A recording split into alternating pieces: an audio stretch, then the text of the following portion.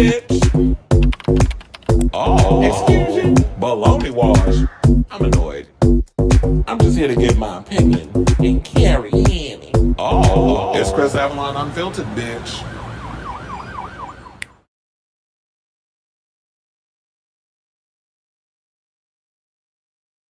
What's going on, everybody? Happy Tuesday. It's your boy, Chris Avalon, and welcome to a brand new episode of Chris Avalon Unfiltered, a show we basically talk about all things going on in celebrity news, pop culture, and hot topics. So if that's a show for you, definitely stick around. I'm like, why is it me or does it look like it's a little lagging a bit?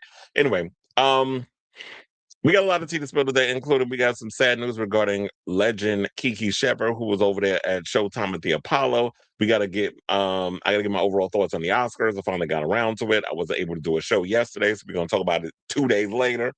Um, we got some tea regarding what may have transpired behind the scenes of this Buffy the Vampire Slayer pilot that will never see the light of day. We also got to talk about Jamie Lee Curtis admitting something that I've heard over the years. I could have sworn she's revealed this quite a few times, but she said she's not really a fan of the horror genre, even though she is known as a scream queen in the horror movie circles.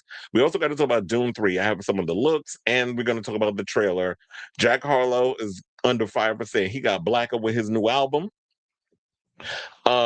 Diddy out here being a mess again. It's talking about how he's still trying to appeal this jail situation. It's like, boy, just do your damn time. But he's still trying to be out here appealing this sentence, saying it was too harsh from the judge. We also got to talk about one of Swizz Beatz' baby mothers calling Swizzy and Alicia Keys out, saying that basically they got their 17-year-old child on enabling. Well, they basically have been enabling her drug addiction and have been every time she says not to do something with the kid, and they end up rewarding her. So we'll get into that. Plus, Kenya Morgan got a new gig, allegedly, her alongside Tamar, Braxton, and Kim Zolciak on a new reality show. I'll give you some tea on that. Boy George is talking out. Well, I know this is a couple of days old, but I'm like, it's a slow news day, so I was like, this is time to throw it in the topic. He's reacted to Chappell Rowan going around filming the paparazzi for filming her because she was in her damn, she had an attitude. So we got to talk about that. Plus, the show I Kissed a Boy and I Kissed a Girl was canceled. So people have set up a petition to bring the show back and saying that representation matters and they don't like that all the queer shows are being canceled. We also got to talk about a drag court race icon who was hospitalized after eating a burger. So we got to get into that and a whole lot more. So before we get to those topics, if you could please do me a solid, hit that like button. If you're new to the channel, hit that subscribe button. And also be sure to smash that notification bell so that way you know when we go live with a brand new episode of Chris Avalon Unfiltered. Like I was saying that if you're already new, if you're already subscribed to the channel, just hit the like button. It definitely helps with the algorithm. Also, if you want to send super chats, if you want to become a member, you can also do that. We have those set up as well. And Onyx says, Happy St. Patty's Day. I don't have any green on, but yes, Happy St. Patty's Day. I don't think I even own any green. I wear a lot of black. And Kirsten Hayes says, Hi. All right, so let me get my banner. And without further ado, let's get our first topic. Wait, hold on, because I got one of my windows open and I don't want any feedback. So let me close that. Now let's get our first topic. We have some sad news. Unfortunately, we lost the one and only Kiki Shepard. Now, for those of you who may not know who Kiki is, Kiki was a prominent force over there on Showtime at the Apollo way back in the day. I remember when I was a kid, I used to grow up watching her on TV. She was basically she was basically the equivalent of what Vanna White is over on Wheel of Fortune. She was a co-host. She was doing all that stuff over there on the show. And so it was sad to hear that she had passed away at the age of 74.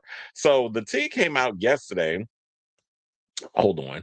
According to, TMZ was the first to break the news. I see everybody else was talking about it today, but here's what they said. So now LaSheryl Smith, Kiki's rep, basically told TMZ that she suffered a massive heart attack in Los Angeles on Monday, adding her passing was completely unexpected. Sherry became a familiar face to millions of viewers during her long run on Showtime at the Apollo from 1987 to 2002, where she shared the stage with Steve Harvey and helped introduce aspiring performers at the iconic Harlem Theater. Over the years, she continued working in TV with appearances on shows, including A Different World, which is getting a reboot, and bringing back a lot of the cast, including Jasmine Guy and Kadeem Hardison. I just heard Jada Pinkett's coming back playing her part. Baywatch Nights. Speaking of Baywatch, Baywatch has been rebranded and rebooted, and that's coming back to TV. NYPD Blue, Everybody Hates Chris, Grey's Anatomy, which is still on, and Mind Your Business. She also appeared in the movie Blackjack Christmas. She later made a mark on Broadway, appearing in productions like Bubbling Down Sugar, Reggae, Your Arms Are Too Short, The Box with God. I remember when that was a huge show back in the day.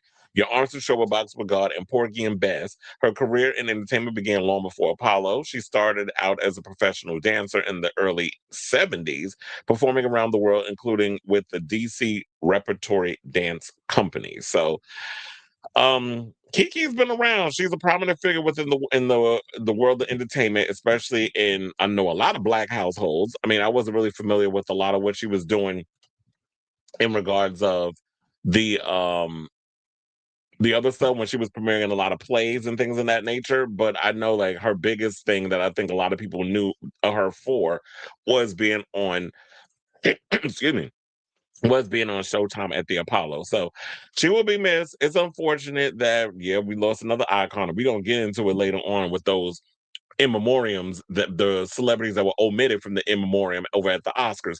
But over here on this show, we like to acknowledge those who passed that were legends in their own right in the entertainment industry. So R.I.P. Kiki, you will be sorely missed. So I say all this to say, what do you guys think of this story? Regarding hearing that Kiki Shepard, who was a legend within, Black performance spaces, especially with Showtime at the Apollo, has passed away at the age of 74 due to a massive heart attack. So I don't know if there'll be any more information that'll come out about it. I mean, we pretty much know, the thing, but since they said it was unexpected, maybe there'll be an autopsy that they can do, and they can dive deeper into what was the cause. Had she been going to the doctor regularly? This been prevented? You know, and with early detection, whatever the case is. So, I still got a lot of questions. I mean, then I feel like need to be answered. So, whatever your thoughts are, let me know in the comments down below.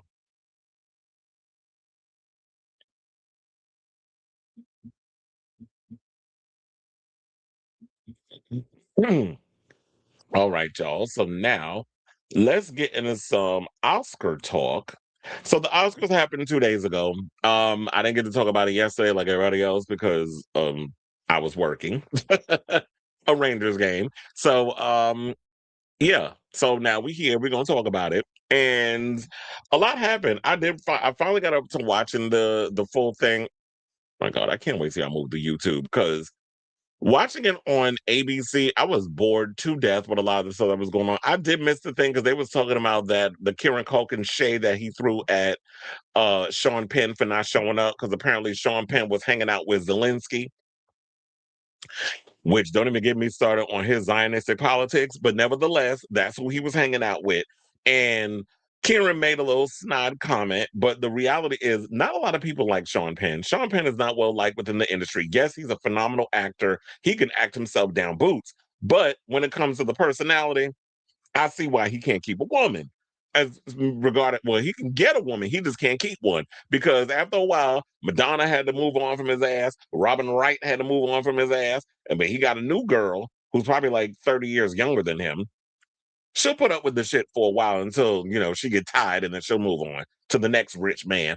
But I like Sean Penn in one battle after another. He didn't show up. He doesn't particularly care for a lot of these award shows.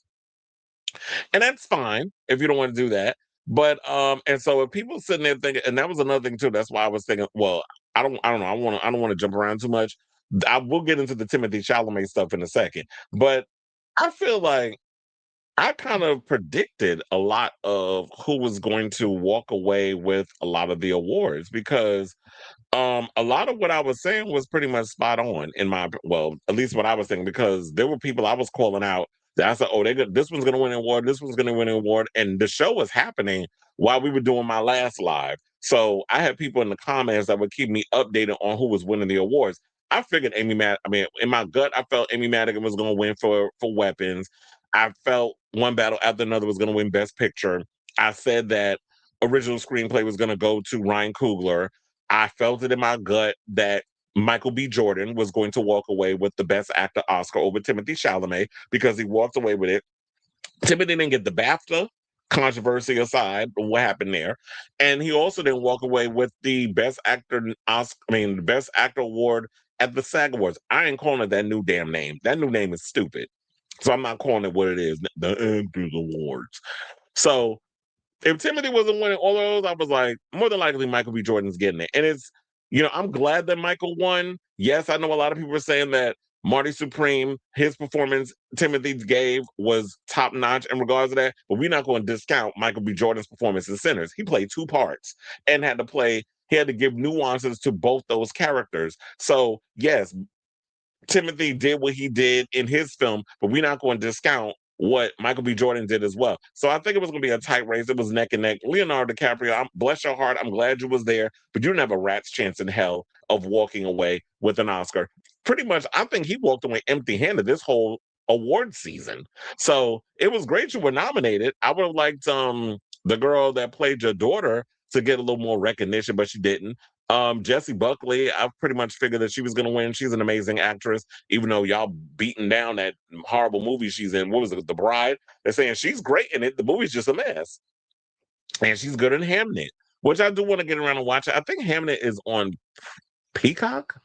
I think it's on one of the streaming services, so I need to get around to watching that. There's a lot of the Oscar movies I was nominated in ones that won that I got to catch up on. The only ones that I actually got around to watching that was a part of the whole situation is One Battle After Another and Sinners. Those are the only two movies that I've seen that's been in this whole situation. K-pop Demon Hunters getting best song or whatever over Sinners. I'm not mad at that. I mean, I like the music in Sinners, but I didn't think it was gonna. No shade. It's just some of the songs that like that Take Me song and the performance and everything. Great. It's not going to beat a song like K-pop Demon Hunter. That show was that movie is way too popular. There was something that irritated me. The Academy constantly cutting off K-pop Demon Hunters when they got up there and talked. It's like, oh, y'all would take the time to give it, and I understand y'all want to give enough time to the actors to get their point across to thank whoever, but sorry, EJ and all of them up there for K-pop Demon Hunters, you think they're going to get another award nomination? They're not going to have another opportunity to get up there and say their piece or whatever the case is. So the consistent disrespect, and y'all didn't do it just once, you did it twice. And I think even one of the guys who was a songwriter who worked on a song who was a homosexual kissed his man, got up there, was trying to thank his, give his little speech. Y'all cut him off. And then I heard the audience booed because you didn't give them the opportunity to give their stuff in. So when people go around saying, oh yeah, everybody wants to hear Michael B. Jordan and Amy Mannequin and all that stuff. Yes, that's true. We definitely want to hear those speeches, but y'all could cut a bit down on best sound and cinematography and stuff. Like I don't get like I love sound and cinematography and stuff, but that's not what people are sitting there watching because I guarantee you, when I was in here doing this show, I had people in my comments say, "Oh, I turned off the Oscars because now it's all the boring stuff, best score, like best sound design and costume design and all that stuff." Like, and that's cool because it's all part of the movies. But I don't know them people; they work behind the scenes.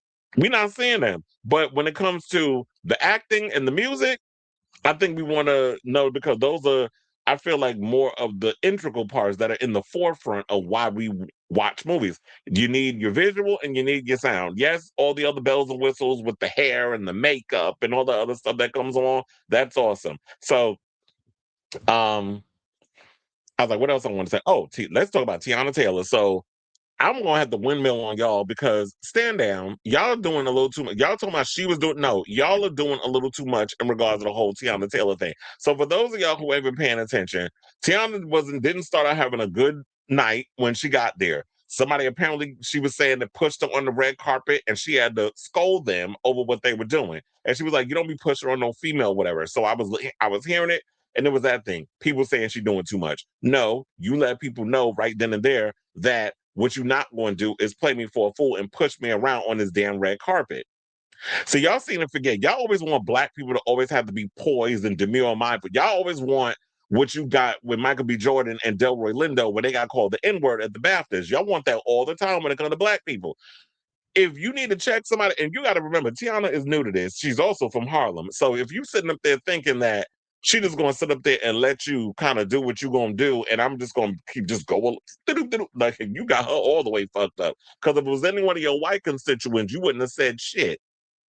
Another thing that was irritating me when y'all was going in on Tiana was the fact that y'all were criticizing when she was up for her Best Supporting Actress nomination, and who was the one that did Zoe Saldana got up there, did the Best Supporting Actress nominations, right? And so when Amy Madigan's name was called, she jumps up out her chair, clapping, all happy for her. Y'all got mad at that. And she had to read you bitches online. Y'all can look it up if you want to read exactly what she said. I was with her on it. Y'all wanted to get mad at her over that. Talking about she doing too much, she being fake or whatever. So I can't sit, and you want me to sit in my chair?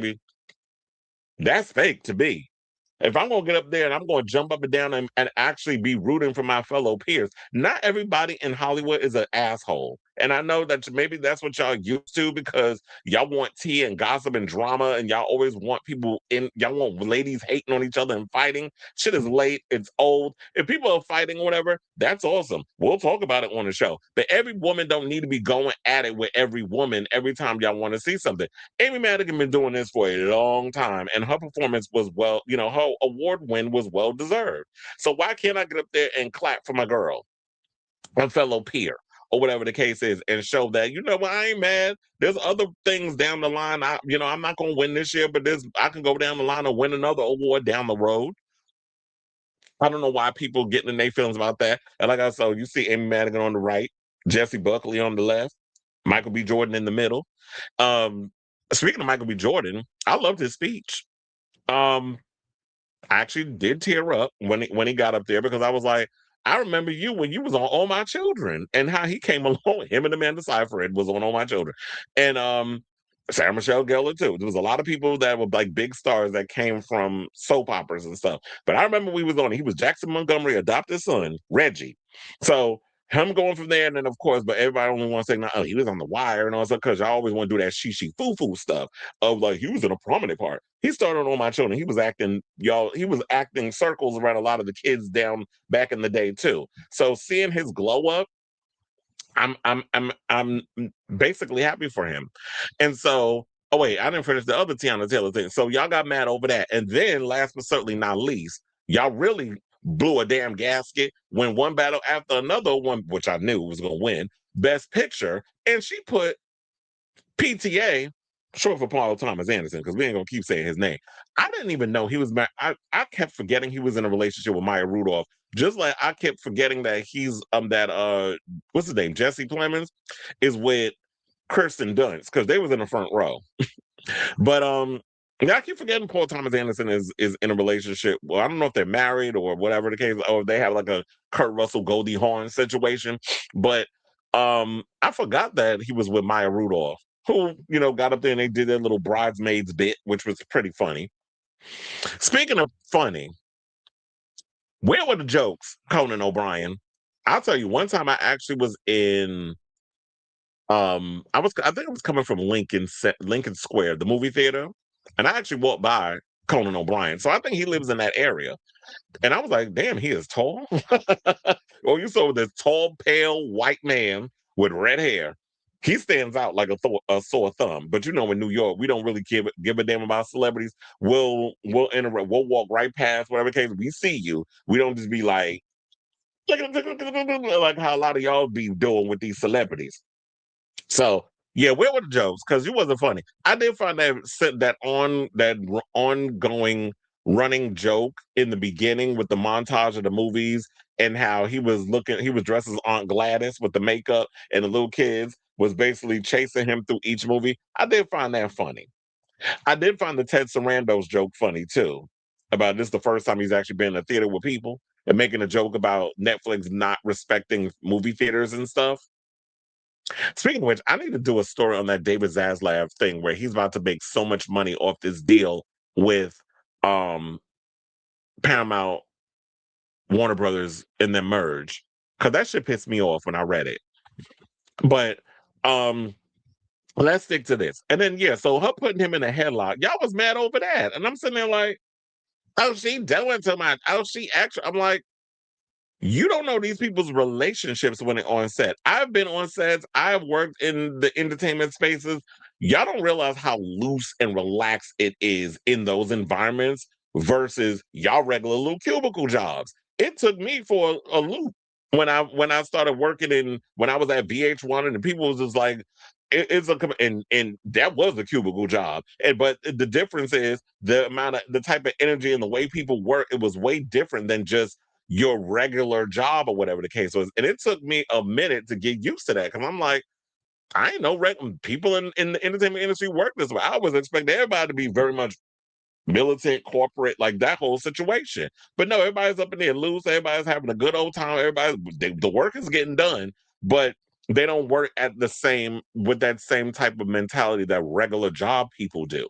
So you don't know what the rapport was on set with these with Paul Thomas, well, PTA and his cast and the crew.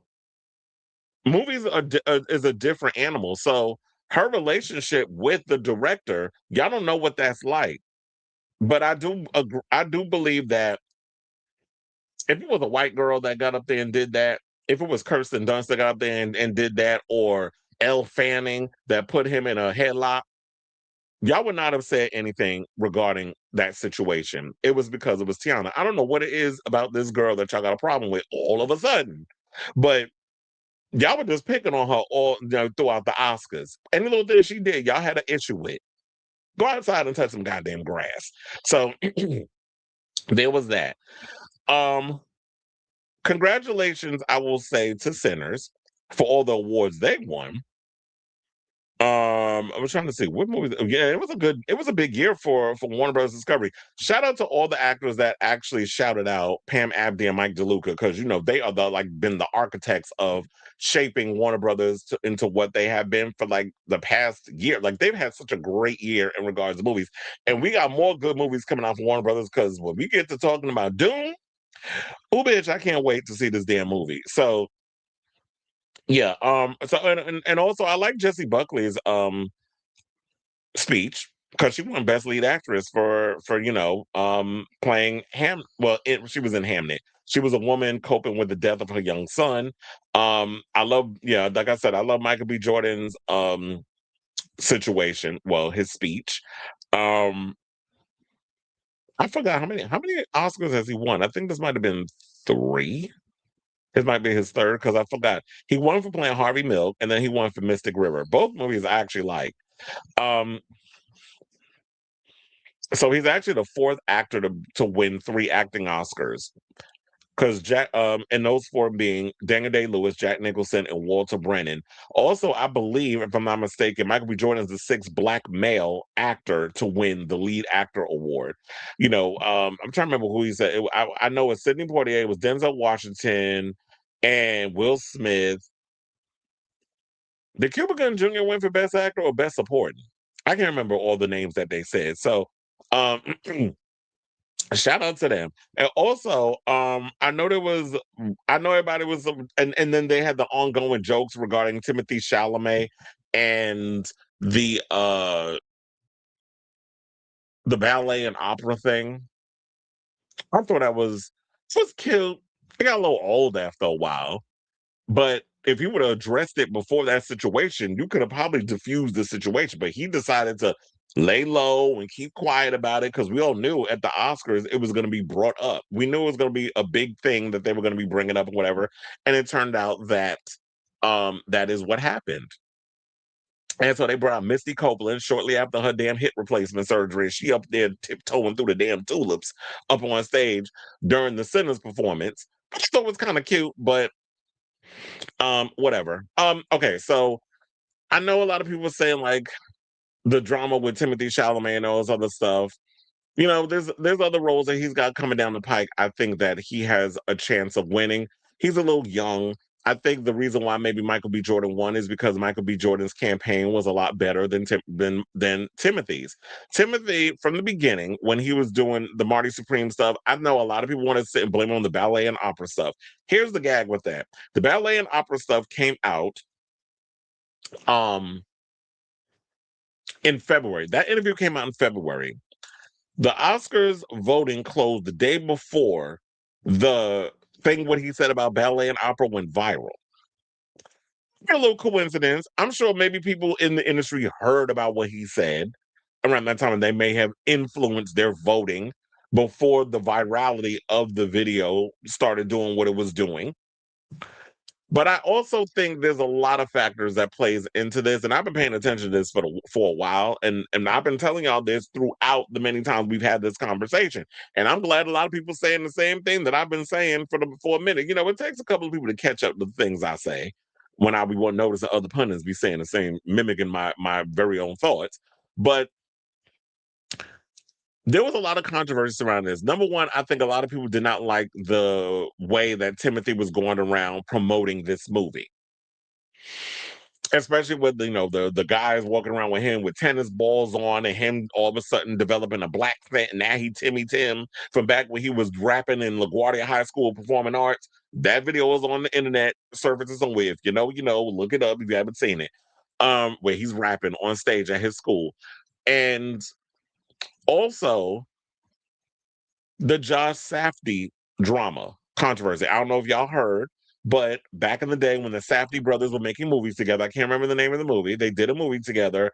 There was a young girl that they hired who was underage that was playing a prostitute, did a sex scene, and there was some controversy surrounding it that the girl was uncomfortable when they went through with the whole situation anyway, because the guy who was in the bed with her actually was butt-ass naked and was being inappropriate. You can't cancel him because he's dead. He apparently died of a drug overdose a couple of years ago, so he's no longer in the union.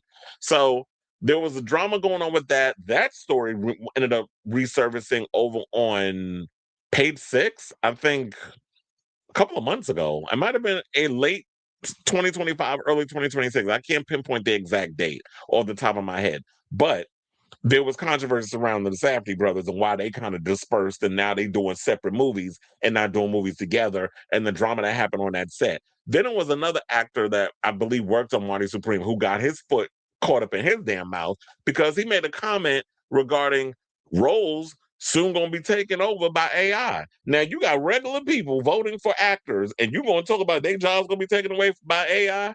Your days is done. So y'all just really, it's just, this movie was doomed to fail from the beginning in regards to the Oscars situation, because everybody wants to focus on Timothée Chalamet not getting the Oscar. Let's be clear. All the awards that Marty Supreme went up for, they lost. So they went home empty-handed on all sides. So it's not even just the Timothée thing. But I think because of all this stuff regarding, the what he said, and because that went viral in the timing of it all, that's all everybody chooses to speak on. And now it's still being overshadowed, and now it's still overshadowing Michael B. Jordan, his win. And shout out to him for going to In-N-Out Burger after the fact, that go get him like some fattening food, high cholesterol food, because I would have did the same damn thing. I'm not the old nasty 2%, 2-calorie finger food that y'all gonna be having at the Vanity Fair party. Or maybe I'll go there and get a couple of drinks, whatever the case is. But nope, I want to be with the regular people. I'll take pictures. I'll sign y'all receipts and get me whatever burgers they got. I never, and when I went to California, I never had the opportunity to have In-N-Out Burger.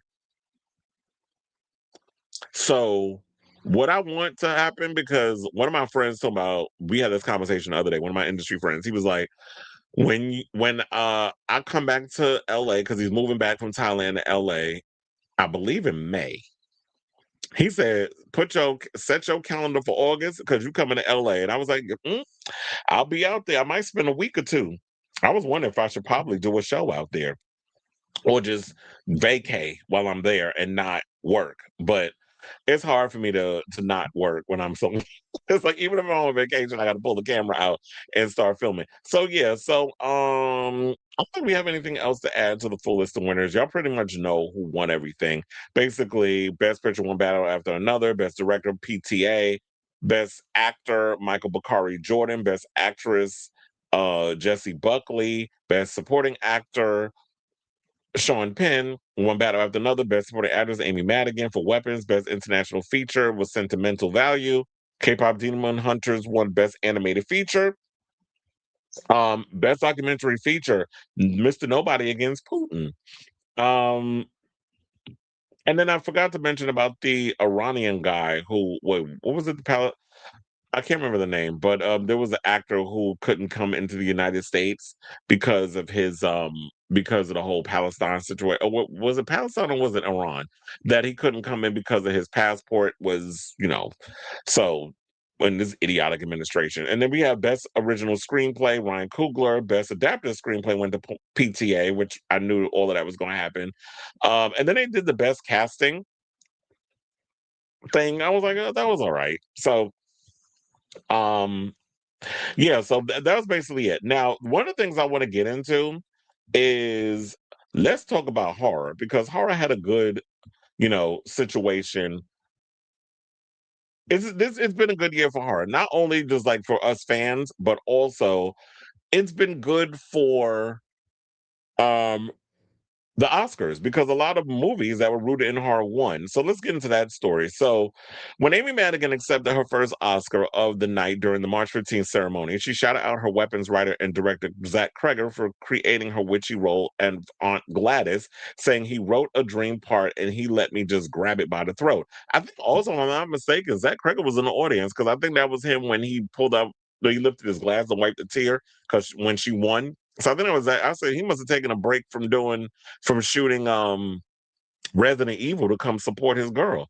Now it seems that after decades of being othered and ignored at the Academy Awards, horror films are also sinking their teeth into the throat of critical acclaim. At this year's ceremony, there were 4 wins for The Vampire Tale Sinners, 3 for Guillermo del Toro's Frankenstein, and seeing Jacob Elordi tall ass up in there, I was like, oh, I want to climb him, as well as Madigan's Salute for Weapons. Beyond that, indie horror fable The Ugly Stepsister, which I actually like that movie. If you haven't seen it, definitely check it out. It's on Shudder. The Ugly Stepsister received a makeup and hairstyling nod, making it a hearty night for the genre. And that's not even counting nominations and wins for movies with horror in their DNA, like Begonia and K-pop Demon Hunters. Zero Gravity, a genre journalist and co-host of the podcast Blurty Massacre, says she is happy but not necessarily surprised that horror finally had a big night at the Oscars, saying we're in a hard renaissance right now where it's becoming absolutely unavoidable. She says that's thrilling for me as a fan, to see the rest of the world wake up and realize that horror is the multidimensional genre. It's a force that can't be stopped. It's true that in the last decade, horror has found a bit of a of an on ramp to be part of the conversation. Jordan Peele's 2018 original screenplay win for Get Out seemed to signal that so-called elevated horror was allowed into the award conversation, be it work from Academy favorite Guillermo del Toro to momentum for Demi Moore in The Substance, who it looked like she was affected by The Substance last night, because I was like, girl, where did your weight go? She looked a little too skinny last night. Um, It was like, oh, then it said, yet last night's ceremony seemed built around horror, with Sinners nabbing the all-time nomination record to host Conan O'Brien's lengthy opening built around Aunt Gladys.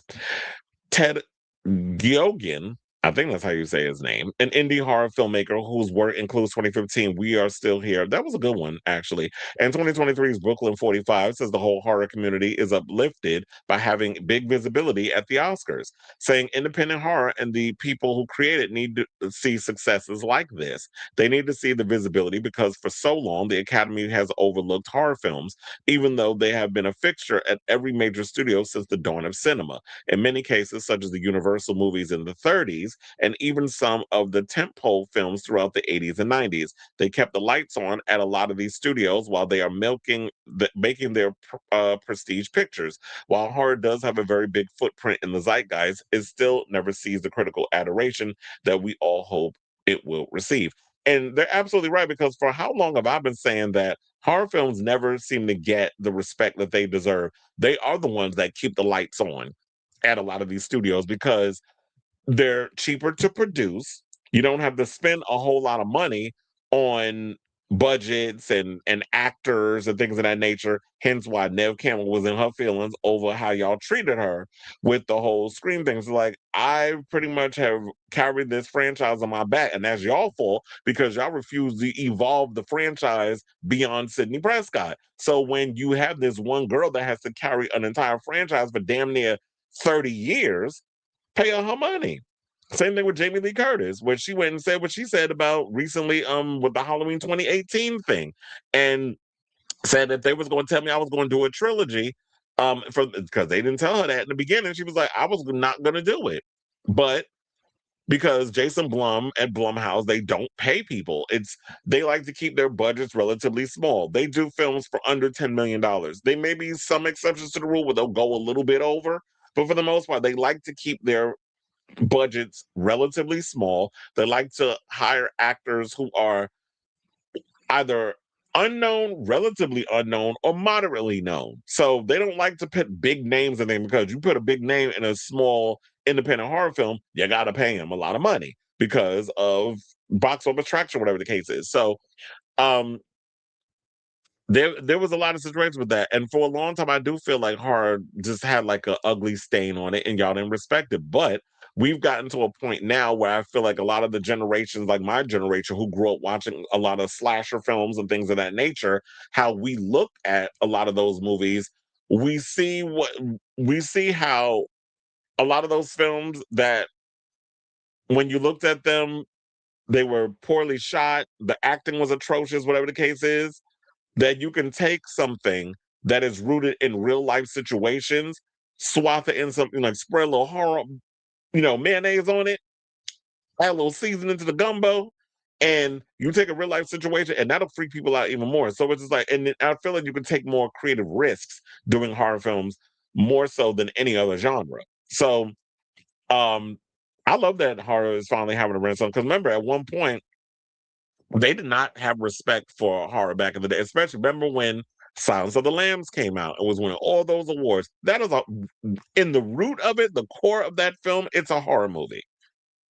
They call it a damn psychological thriller. Get off my line with that mess. So we knew what it was, but we know how like Hollywood had their nose up in the air and they have a certain way about themselves and they have a hard time wanting to accept and evolve into different things. They don't want to do that.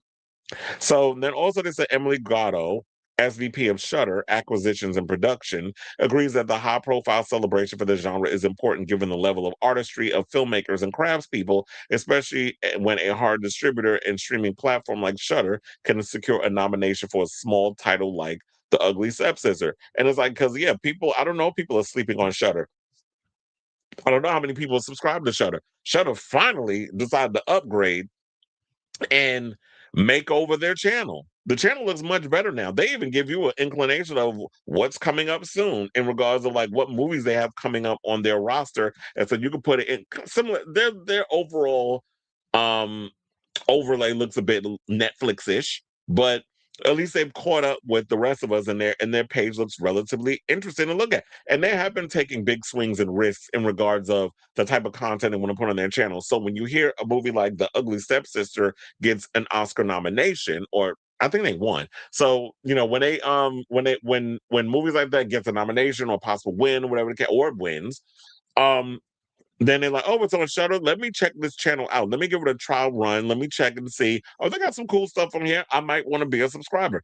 I don't know how long I've been a subscriber to Shudder. It might have been at least good 5-6 years, but I love the channel. I've always been a fan of the channel and a lot of the content they put on there. So they come up with some really cool stuff. So um we're trying to see if there was any more to add. So yeah, but and they also said before the mid 2010s, it was jarring how infrequently horror films won Oscars. For example, only 6 performances have won in any acting category prior to last night. Frederick March in 1932's Dr. Jekyll, Mr. Hyde, Ruth Gordon in 1969's Rosemary's Baby. Oh yeah, that's the nosy neighbor. Kathy Bates in 1991's Misery, Jodie Foster and Anthony Hopkins in 1992's The Silence of the Lambs, and Natalie Portman in 2011's Black Swan. And they got Zhao also said the broadening of awards attention to include horror runs parallel with changing and broadening audiences' taste as well. And if they want to keep up with the fans, they're going to have to adapt to our taste. I'm not saying that you need to nominate a Michael Bay damn movie. I'm saying that when it comes to movies that are actually taking itself seriously and telling relatively compelling stories, they need to be given attention. So it's a kind of gradual, progressive opening up of the consumption habits of the audience. When you got the global phenomenal success of films like Sinners, which was ultimately an out and out vampire movie that has a huge amount to say in a very entertaining and deep way. All of that kind of comes to the same positive outcome that we are seeing audiences taking more risks with what they're watching. They might be braver in taking a chance on a genre or a subgenre that they may not have taken a chance on before, or a foreign language film. I think consumer habits are slowly changing in that way, and we're delighted to see it because there's so much more that the genre has to give, and so many more filmmakers that are coming through and bringing us their voices. So shout out to y'all. I just love the fact that horror is having this renaissance and more people are starting to accept the genre, especially in Oscar spaces. Now, last but certainly not least, because I told you I was going to lump all this Oscar stuff together. Let's get into this in memoriam situation. So there were a lot of tributes. They did a tribute to Rob Reiner. Um, Barbara Streisand came out and gave tribute to Robert Redford. There was also tributes to Catherine O'Hara and Diane Keaton. So there was a lot of really good um situations that was going on last night. But in regards to the in memoriam. But I know a lot of people took issue because there were quite a few of y'all faves that were omitted, including James Van Der Beek, Eric Dane, Bigot Bardot, and Malcolm Jamal Warner. Which I guess maybe the reason why, and I'm guessing Bigot Bardot wasn't a big thing over here. I don't think people pretty much like her. She was a racist and a homophobe any damn way, so fuck her. But the other three, um, James Van Der Beek, well, James, Eric, and MJW, they're TV actors. So maybe they didn't look at them as like, well, you're not movie stars. Y'all were relegated to the world of television. So when y'all do the Emmys, then y'all can pay a RIP in the in memoriam to them. But for the most part, y'all are not movie stars, so we're not going to do that. That's what came to my mind when they did that. But let's get into the story according to the Hollywood Reporter. So the in memoriam segment of the 2026 Oscars on Sunday paid moving tributes to the late Hollywood icon Rob Reiner, his wife Michelle, along many Hollywood legends lost this year. Oscars producers have signaled prior to Sunday's telecast that the in memoriam segment would be extended this year. In an interview with the Hollywood Reporter, producer Katie Mullen said, "It's been an unimaginably hard year when we've lost a lot of icons and titans in the film industry. So yes, we're going to expand the in memoriam because it feels so important that we do a tribute that is worthy to the people that we've lost this year." And I also heard that Corey Feldman was upset because he was omitted from the Rob Reiner um, situation, because we saw Jerry O'Connell and a bunch of them up there. Kieran Culkin was up there. But yeah, he wasn't allowed to come. I don't know why. Maybe Hollywood is not featuring Corey Feldman, but he was in Stand By Me along with Jerry O'Connell. So he wasn't invited. But that's something y'all got to work out. And I think he gave a reason for it, but I was like, I didn't care enough to read the article, but I heard that he wasn't invited. So now they said, despite the extended nature of the segment this year, there were some notable omissions, however, which were quickly pointed out on social media. Excuse me, French screen icon Bigot Bardot did not make the telecast, although she did make the long list on the Academy website. Also mentioned was Malcolm Jamal Warner, James Van Der Beek, and Eric Dane, but all three are more closely associated, which is what I said with television. So if you're not someone who, they're not going to just acknowledge everybody that died in Hollywood. They pretty much put people in tears. Yes, Hollywood is very high school. I don't know if you knew that, but it is. But Yeah, it's like, oh no, they TV. They more equated with television. When the Emmys do their in memoriam, then you can put James Van Beek, Malcolm Jamal Warner, and Eric Dane in that category. But when we talk about movies, we talk about movie stars. So we focus solely on the movies. I don't think Bigot Bardot was a big enough star where she even need to be warranted a damn in memoriam. Now, Harold and Maude star Bud Cort, sorry, Manhunter's Tom Noonan, and Fantastic Four's Julian McMahon. Yeah, Julian McMahon. Why am I having a hard time saying his last name? Also failed to make the telecast, but again, all made the long list on the website. Also missing from the telecast was IMAX pioneer David Kiley, and Argentine movie icon Hector Alterio.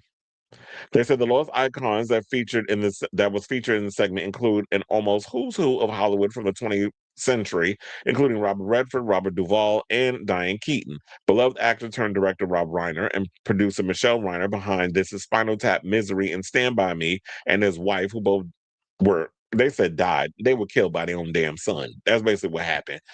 And when Harry Met Sally star Billy Crystal, who introduced a selection of Reiner's best works. My friends, Rob's movies will last for a lifetime because they were okay. He goes into a whole spiel. We don't need to go into what he said about how gifted and how they were loved and all this stuff. If you want to see the speech, I'm sure it's online somewhere. So, um, then we had people like Meg Ryan came out on stage, Christopher Guest, and Michael McKean. Christopher Guest, is Jamie Lee Curtis' husband. And then we have Kiefer Sutherland, Kevin Pollak, and Demi Moore for A Few Good Men, Carrie Elwes, Mammy Patinkin, Carol Kane, and Fred Savage for A Princess Bride, Kathy Bates for Misery, Jerry O'Connell and Will Wheaton, Stand By Me, Annette Bening, American President, and John Cusack for A Sure Thing. And then as I said before, oh, then they had Rachel McAdams up there, who looked good, by the way. I liked her outfit. And she paid homage to Diane Keaton and Catherine O'Hara, because, she and Catherine are both from Canada. Barbara Streisand came to eulogize Robert Redford and did The Way We Were. No shade, but Barbara, you were looking more and more like Ron Perlman in Beauty and the Beast than you do your normal self. That hair was she was having a frizzation situation with the hair up there. But it was great to see an icon on the stage. So yeah, those are my overall thoughts in this whole situation. I don't know if I left anything out regarding the Oscars, but if I did, I don't want to be on here for like an hour talking about it. I felt like I gave just enough, but I definitely want to hear from y'all. What do you guys think of this story? Did you check out the Oscars? What did you overall think of the award ceremony? Me, I thought it was long, it dragged, it was boring. I was fast forwarding a lot, which probably caused me to miss Kieran Culkin throwing shade at Sean Penn for not showing up. So I didn't miss that because then I forgot that after they do the best supporting actress, they do best supporting actor. And I just sped right through because Conan O'Brien's jokes was just not doing it for me. So if you're gonna bring somebody back, if you're gonna bring him back next year, hire some writers or please just beg Jimmy Kimmel to come back. Because when Jimmy Kimmel came out and did his little bit, that was probably the funniest part of the thing. And it just made me like, why is that boy here? Why is Conan still doing this damn thing? So yeah, I definitely want to hear from y'all regarding what your overall thoughts the Oscars were. Whatever they are, let me know in the comments down below.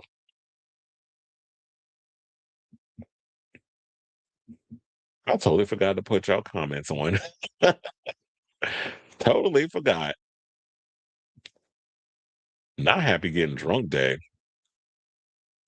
Wyatt says hi. Jessica says hi. Golden was a pop culture phenomenon. Diane Warren was extremely pissed. They keep dissing her.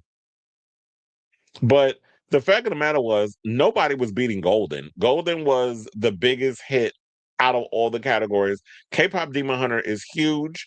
I told you I seen them when I worked Jingle Ball. They had the cast up in there. First of all, that Asian boy, I was like, oh, he cute. But I don't know all their names up in there. But K-pop Demon Hunters is a huge thing now. Everybody loves it.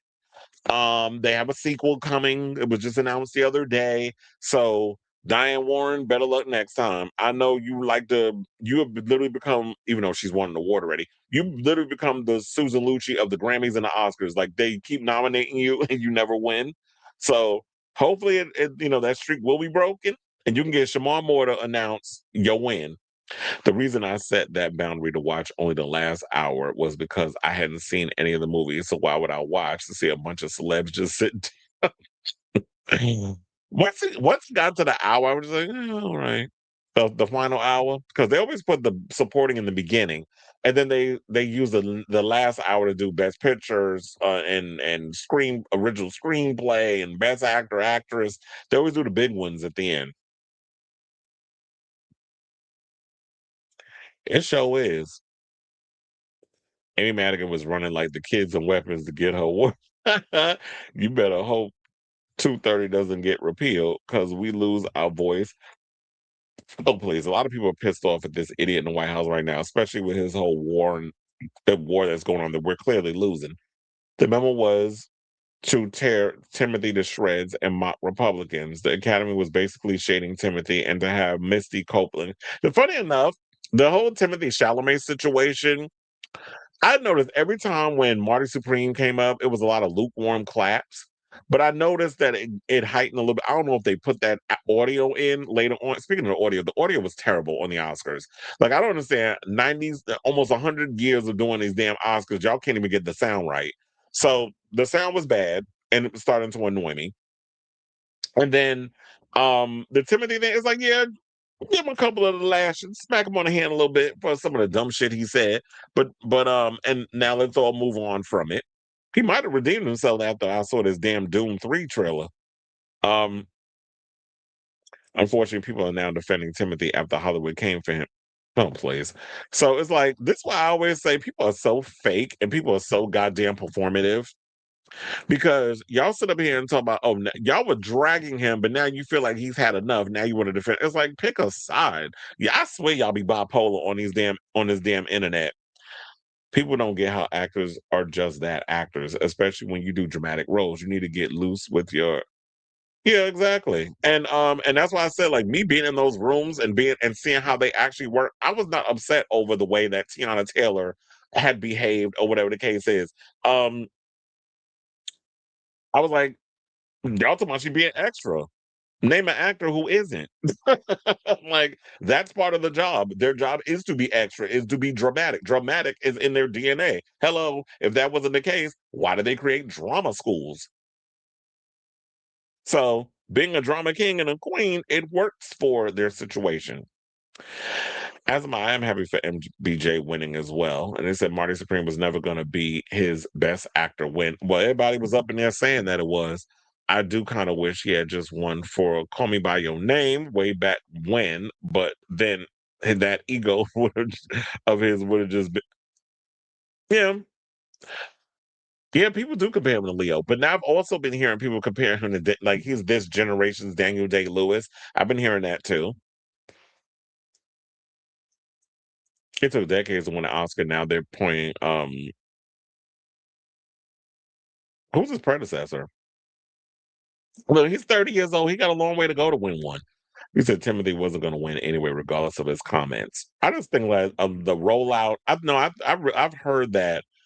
I've heard that he was in the lead of winning. Him and Michael B. Jordan were neck and neck in regards to the awards thing. I just think what would have happened, what happened was the whole Marty Supreme rollout, the way he was promoting this film, talking about he want to be sort of like the what do you say, the LeBron of acting or whatever. Like a lot of the arrogant stuff people say. And my thing is, yeah, what's wrong with saying you want to be the best? Not DJ Khaled version of it. But what's wrong with saying you want to be the best in regards of your craft? Talk your shit. Because if you don't believe in you, who else will? But I guess people always want to feel like they want to humble him. So they had to teach him a lesson. Plus, I said all the other stuff with the Safdies and the drama that was going on behind the scenes, all the stuff that was coming out they were doing exposés on something that happened on a set that him and his brother was working on a movie and the underage girl. There was a lot of stuff that was going on that just kind of turned off a lot of people from behind the scenes. And I just don't think that they liked the way he was campaigning for this film. Michael B. Jordan did a whole clean campaign. He's well liked in the industry. He's been around for a long time. He's been acting longer than Timothée Chalamet been famous. So it was, in my opinion, I always looked at it as it was a lock for Michael B. Jordan to win. And maybe I'm looking at it different because as a man of color and we're raised to see things in multi-layered, multicolored ways that I'm looking at Michael B. Jordan and the nuanced performances, the so many levels that he brought to Smoke and Stack and playing those different parts. They should have nominated him twice. He should have went up for Best Supporting and Best Actor.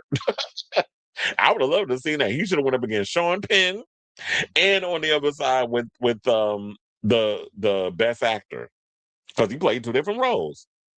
But who gets the Best Supporting and the Best Actor? Smoke and Stack. Y'all got to flip a coin, figure out who's going to be a part of it. Carly Rae Jepsen, congratulations on her for having her baby. He said, I was watching the Oscars with PTSD. Oh, because you thought it was. Oh, you thought it was going to be. I thought the same thing. Because we was all like, y'all better not do them like I did the Color Purple back in '85. But no, they did that to Marty Supreme. Marty Supreme came in there with all them award nominations and walked away with nothing. They got Color Purple. He said Nick Jonas' wife is now Twitter nicknamed as. Why they do that?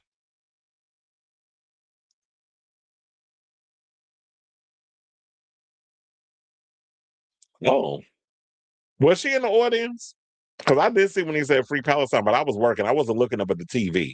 Well, look, if she was uncomfortable and that's how she feeling, oh well. Oh, that ain't the only. Let me tell y'all, that ain't the only one that's getting red. Pedro Pascal getting dragged too. It ain't because he shaved his face. Word on the street is that man he dating is a Zionist, so they going in on his ass all over social media. So, so yeah, that whole no more war, and you can't be up in here talking about you want equality and this, that, and the other, and that's who you dating. You better find you a new man, boo. There's plenty of closeted actors in Hollywood you be hunching. And you say, I tell people why Scream is extremely popular with non-horror fans is the Lifetime movie murder mystery. Hmm. Well, tell John Campea that because he continues to think that the show needs to be like Scream needs to be like Freddy and Jason. They need a Freddy and a Jason. No, Freddy is Freddy, Jason is Jason, Michael Myers is Michael Myers. They're characters within their IPs for a specific reason. But if Scream is all about the murder mystery, it also needs to be the motive behind the murders. So they need to work on that. And I don't know what it was. I can't remember which interview it was, but Kevin Williamson was working my nerve, talking about how he said it so many times, how Guy Busick's such a great writer. I was like, where?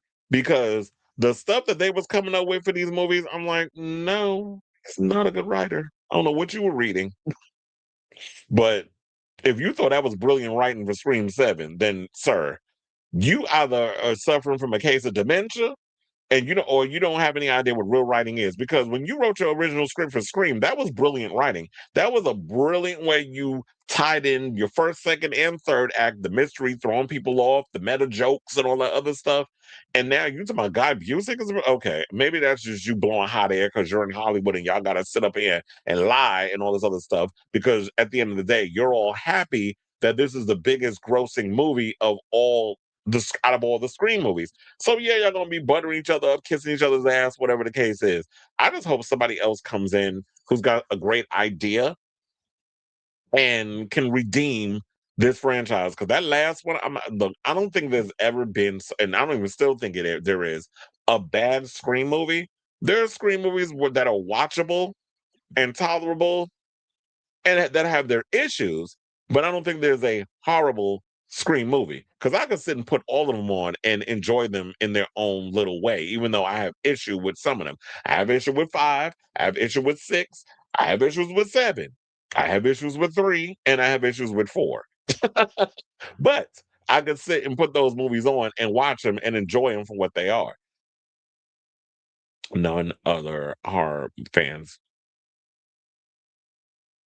Wait, what? None other horror fans were smile did wouldn't.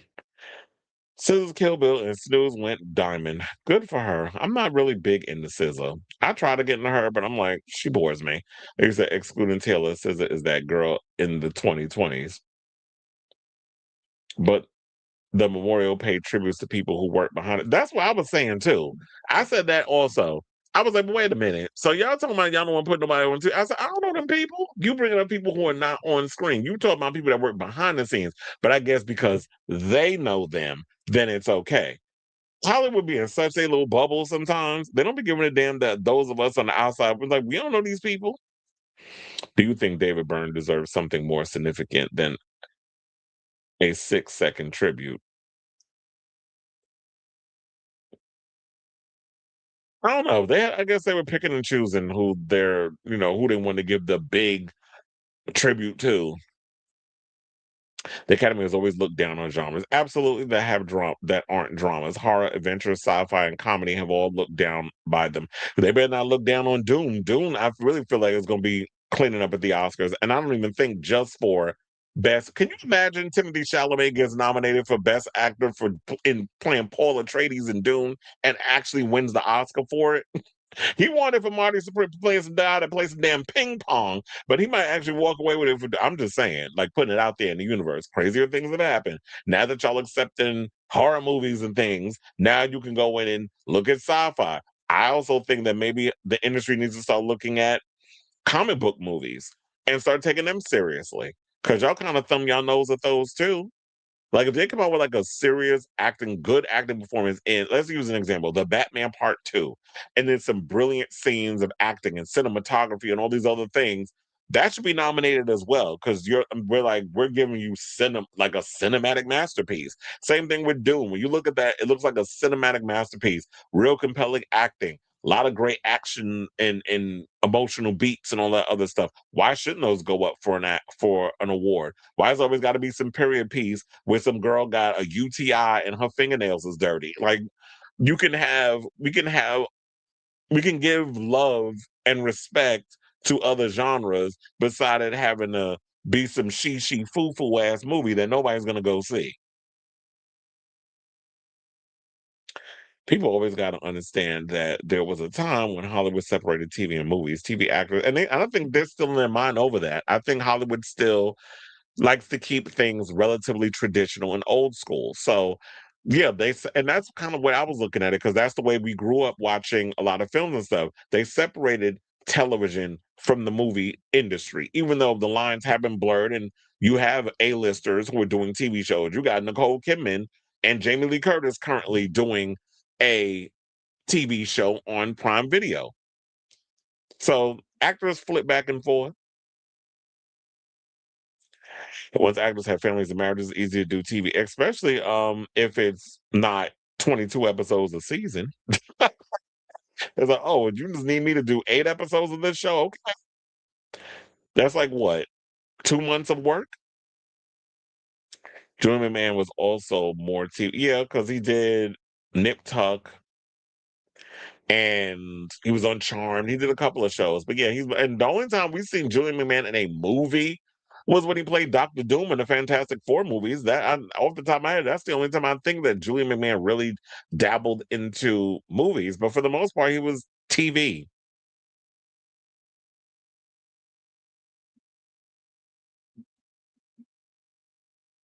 Watching you during the Oscars. Exactly. That's why I said y'all was watching me. The Oscars was dry as hell. I was like, I ain't really missed nothing. I mean, I was fast forwarding through a lot of stuff, but I felt like the people highlighting the show was more entertaining than the show itself.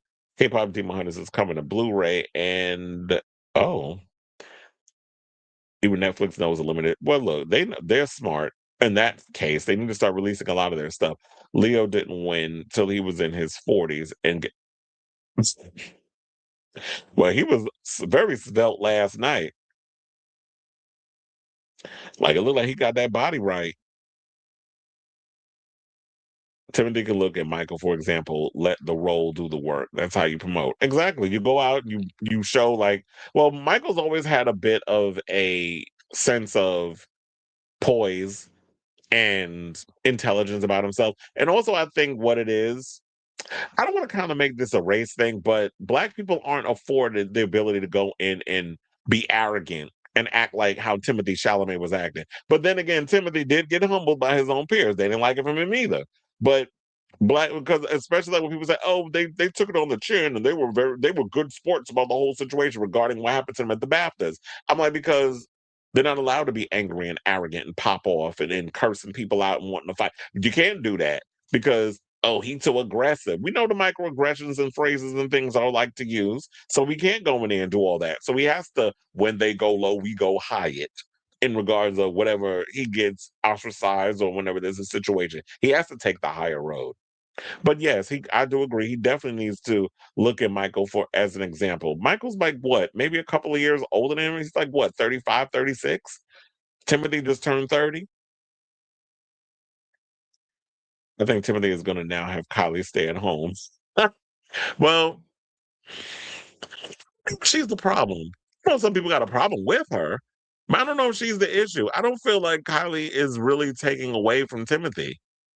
She's not like Kim. She's not, to me, I don't feel like she's a energy vampire. Like I don't get that from her. Maybe I'm wrong, but I don't get that vibe from her. I don't think she's an energy vampire like Kim and the rest of them. Who Kim was at the Vanity Fair party, by the way, dressed as a damn Oscar in that gown. She looked good. The hair was a little messy, like she just got her back blown out in the back seat of a limousine before she got that on that red carpet. But for the most part, the outfit was very much body hugging. She probably had one of those waist train, those corset thingies on underneath to cinch her body in, because you know she be wanting that hourglass shape. Want to put her body through all kinds of torture just so that way she could maintain this certain look and image about her. And then you saw Chris Jenner there, who faced tighter than a damn child, who was invaded over there at Epstein Island. So, or child's vagina, I should say. So that face was pulled, and she had hips there. What's his name? The Corey somebody with them baby making the womanly hips. They was there on the red carpet. Rumors is they supposed to be breaking up, but y'all been saying that shit for years. They ain't broke up yet. Kevin is also 60 something. Dead meat is gone. And I forgot that he is friends with Radio Silence, as they were his best man at his wedding to Chelsea.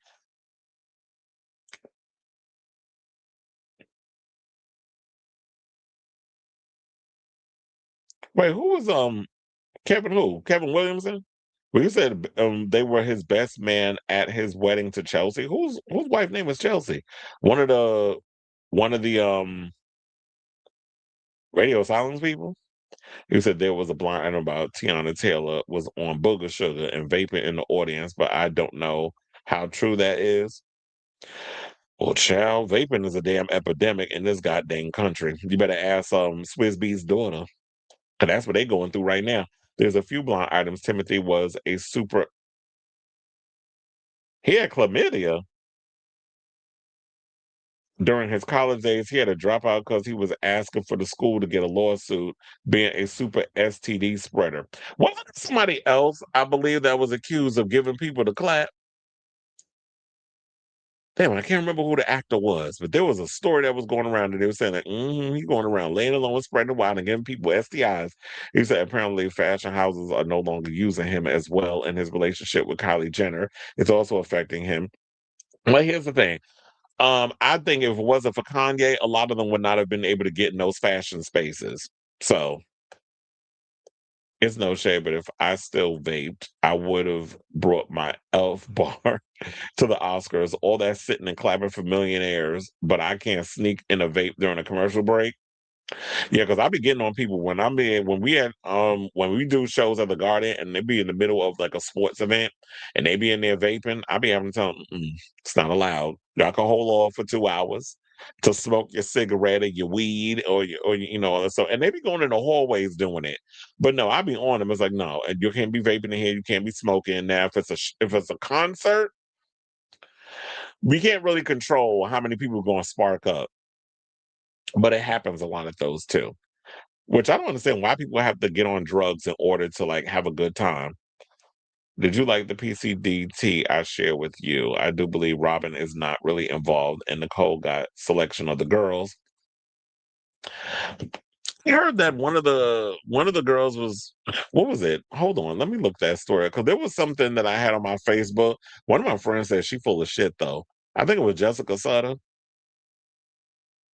had made a comment about. Hold on, because I gotta close these damn windows. Y'all always sending me stuff. No, it was Carmite, right? Yeah. She put As an original member of the Pussycat Dolls, that chapter of my life will always hold profound meaning. I carry with me deep gratitude for the music we've created, the experiences we shared, and most importantly, the incredible fans around the world who supported us. I am especially thankful to the Libidiqua Plus community. Performing at Pride events has been among the most meaningful and joyful moments of my career. In light of recent developments, I feel it's important to speak honestly and respectfully. I was not contacted regarding the group's decision to move forward, and I learned of these plans at the same time as the public. Well, didn't you say that before when they canceled the thing because of the whole COVID-19 situation? We all supposed to go on tour after React was released.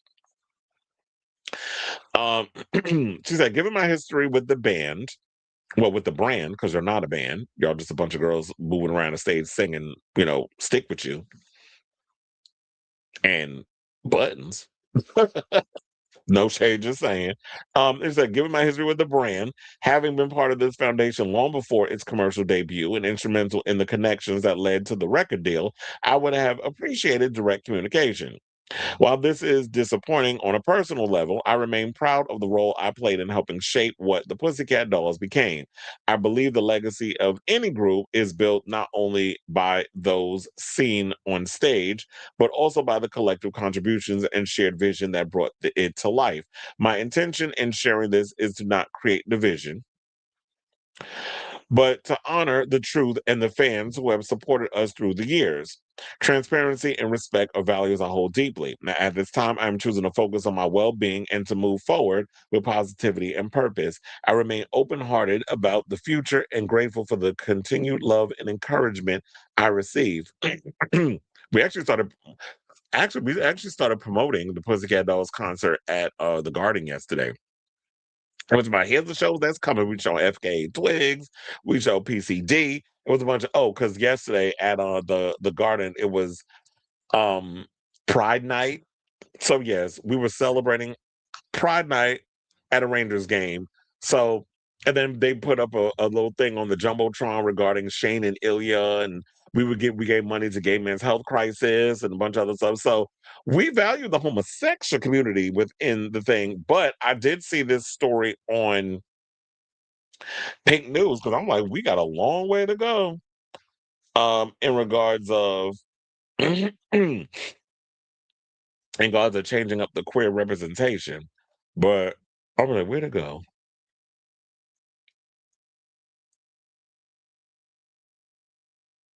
But there was something or another where it was talking about like they had to change some type of thing within hockey. Oh, I think it had something to do with the like if you are LGBT or you want to support the queer community, how a lot of them can't wear rainbows on their gear like a jersey the or the hockey stick, which I did see somebody yesterday with the rainbow colors on their hockey stick. So while y'all up in there saying all this stuff, I saw it literally with my own eyes that somebody in the one of our players had a rainbow on their excuse me on their hockey stick. So maybe things are starting to slowly change around. And the people in the audience was clapping and everything whenever the gays would get stuff. So I don't think hockey is as homophobic as um the the voices and everything are trying to make it out to be. Maybe everybody was in there just being nice and clapping, but I'd rather get loud in my face and then stab me in the back. In regards to the whole situation, but not Nancy Timothy. When I went to Slater's show back in 2022, was that around the because so many people were when you go to a concert and stuff, you would definitely a lot of people are gonna be in there vaping. Now, I'm like, when you said when you went to the Slater concert in 2022, were you actually in New York at the time? Oh, wait, was it in New York or somewhere else? Because I remember she did tour here at Brooklyn Steel. So I bought a ticket to go to that show.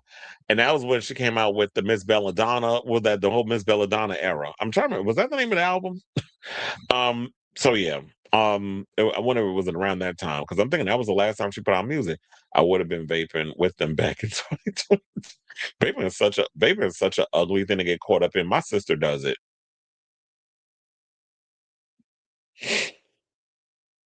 All right, y'all. So now let's get back into the show because we got a Tina spell on here. Let's talk about Buffy. So Sarah Michelle Gellar. The other day we did talk a bit about Buffy the Vampire Slayer. Hold on, because my camera is moving around, moving around. I was like, why is she loose? Anyway, okay, so take two in action. So Sarah Michelle Gellar, we already got the announcement the other day. Sarah Michelle Gellar took to social media to announce that they're not going to be doing they're not moving forward with the whole Buffy the Vampire Slayer continuation. I don't know what to call it. Is it a reboot? Is it a sequel? Is it a continuation? I feel like it's more or less a continuation of the franchise. So there's been a lot of stuff coming out about it. I actually have some tea on what had transpired with the situation. So from sources that I have apparently read the script, and Deadline did an exclusive where they broke down what had happened behind the scenes and even revealed the name of the executive who was the one that Sarah Michelle Gellar was referring to, but didn't say who it was. So Sarah Michelle Gellar, Scream Queen, patron saint of millennials worldwide, cultural hood ornament, vampire slayer Emeritus, sorry, was at the South by Southwest Film and TV Festival premiere of her new movie, Ready or Not 2, Here I Come, which is where she got the news that they weren't moving forward with the pilot. I also saw that she was, say that 10 times fast, that she was on The View this morning promoting Ready or Not 2. um, I wonder why they haven't been having Samara Weaving doing a lot of these shows, but I guess because Sarah Michelle Gellar is such a prominent name within the industry, they know let's hype it up and have her do all the big promotion. But I'm sure Samara's out here doing her thing in Catherine Newton. But to me, it seemed like Sarah's sort of overshadowing everybody in this film. So this was her first time at SXSW. It was also her first time on the big screen in almost 20 years. This was, as Gellar says, a really big day, a fun day. Then she got a phone call. She said, I was about to take the stage in front of all the fans. She recalls speaking on phone Sunday afternoon. Hulu had decided not to move forward with the Buffy revival. Let me tell you, nobody saw this coming. Now, since the series has that made Gellar a star left the air in 2003, fans have been clamoring for Buffy Summers to come back, and she almost did. For several years, Gellar and Oscar-winning director Chloé Zhao have been working on a revival for Hulu and Searchlight Television, saying, quote, I've been asked since the day I left to return to Sunnydale, said Gellar, who's 48, and it never occurred to me that it was something I was going to do. Then 4 years ago, Chloe, the witch that she is, and I say that as a good thing, comes into my life. In one meeting, she makes me say yes to something I never saw on my radar. That was because of the deep love and commitment and passion she has for the character. It was like I was stepping back in time. Now, Gellar and Zhao filmed the pilot episode for what would have become a full series reboot, which would have brought back Gellar's character and introduced a new Slayer, played by Kiera Armstrong, to star alongside her. She said, Chloe and I talked a lot, says Gellar, who loved where the show was headed. The dialogue flew off the tongue. When I was on set, it was craziness. It was like, oh, we're here. We're doing this. I love the duality that we had with this new younger Slayer, who was where Buffy was when the show started. And then we would pick up where Buffy was now. She says, well, she also went on to add, I like to use this as a moment to say that Kiera Armstrong is a superstar. I'm gutted no one will see her as a Slayer. Geller does have some confusion over not only why the decision to pull back the series was made, but as to the timing of the weekend's phone call. She said no one saw this coming, including the head of Searchlight Pictures, noting the film Ready or Not 2 is a Searchlight production under the same corporate umbrella as the intended Buffy reboot on the television side. She said, and I got a call as we were stepping on stage for the premiere of their own movie. And it's also the weekend of Chloe going to the Oscars as the Best Director nominee for Hamnet. For them to call us on that Friday of what should have been Chloe's victory lap for an incredible film and my world premiere of something that I worked very hard for is, she pauses, that says something. So she's basically saying that there had to be some type of shady sabotage going on behind the scenes at Hulu, where she just was irritated by what was going on in that whole situation. So, um, She also said it was one person who killed the project. We have an executive on our show who was not only not a fan of the original, but was proud to constantly remind us that we had never seen the entirety of the series and how it wasn't for him. That's very hard when you're taking a property that is as beloved as Buffy, not just to the world, but to me and Chloe. So that tells you the uphill battle that we have been fighting since day one when your executive is literally proud to tell you that he didn't watch it. Now, the morning after Radio Not 2's premiere was debuted to strong reviews and an initial 100% on Rotten Tomatoes, Gellar filmed the video explaining to fans that the project was not moving forward. She said it was tough, but it was also a chance for me to take in the love that I was being shown. The fan reaction on social media has been immediate and overwhelming, both in sheer numbers and in both heartbreak and rage. And love for Buffy Summers and Gellar. And one comment pleading for Dolly Parton to step in, and the reason why they say that is because Dolly Parton's production company produced the original series. I'm not sure if she produced the movie with that maggot Christy Swanson, but she did produce the show.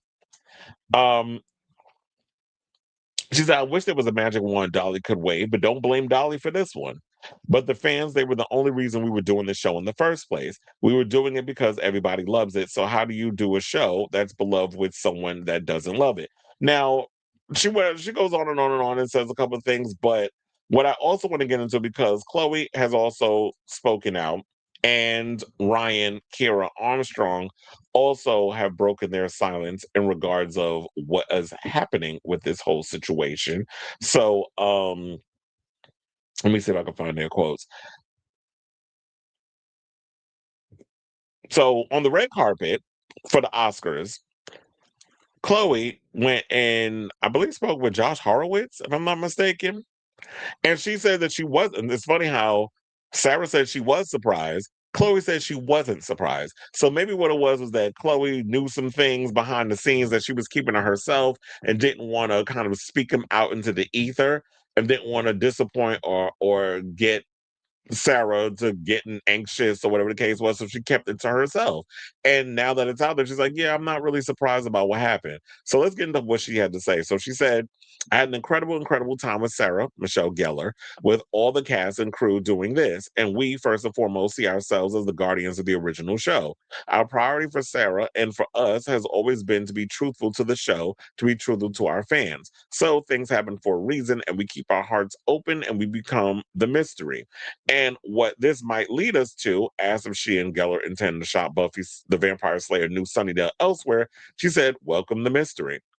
For what is worth, multiple outlets have said the Hulu still has a lot of love for the Buffy franchise and will continue future iterations of the IP. That seems to suggest this current version won't be reshot. And while Gellar would likely return, chances are the notion of her having a daughter is scrapped or completely reimagined. Well, nobody actually knows which role this Nova chick actually plays in Buffy's life, because some of the tea that I was hearing is that the script wasn't really that good. Shout out to Robert Meyer Burnett, because he said he read the script. There's been a couple of people that actually read the script to the pilot. They said the Scooby Gang was not it. There was no chemistry or whatever the case was. They felt that the overall pilot was too small, and they were like getting constant notes from the studio and saying that there were certain things that would be a little bit expensive to shoot, and they were kind of like not making themselves more big and grandiose. But if you do that, isn't that going to be more expensive? But I guess it's depends on the situation. And the fact that they said that that Buffy doesn't appear literally until the last page of the script. So she basically shows up in the end, and then it goes to black, and then they play the Buffy the Vampire Slayer music, the credits roll, and we got to wait to see her pop up in episode 2. So I don't think they like that, because here's the thing: when you're doing a show, and they also said that the show played a little too much to the younger fans or the new kids, and not enough to those of us who've been watching the show since the 90s.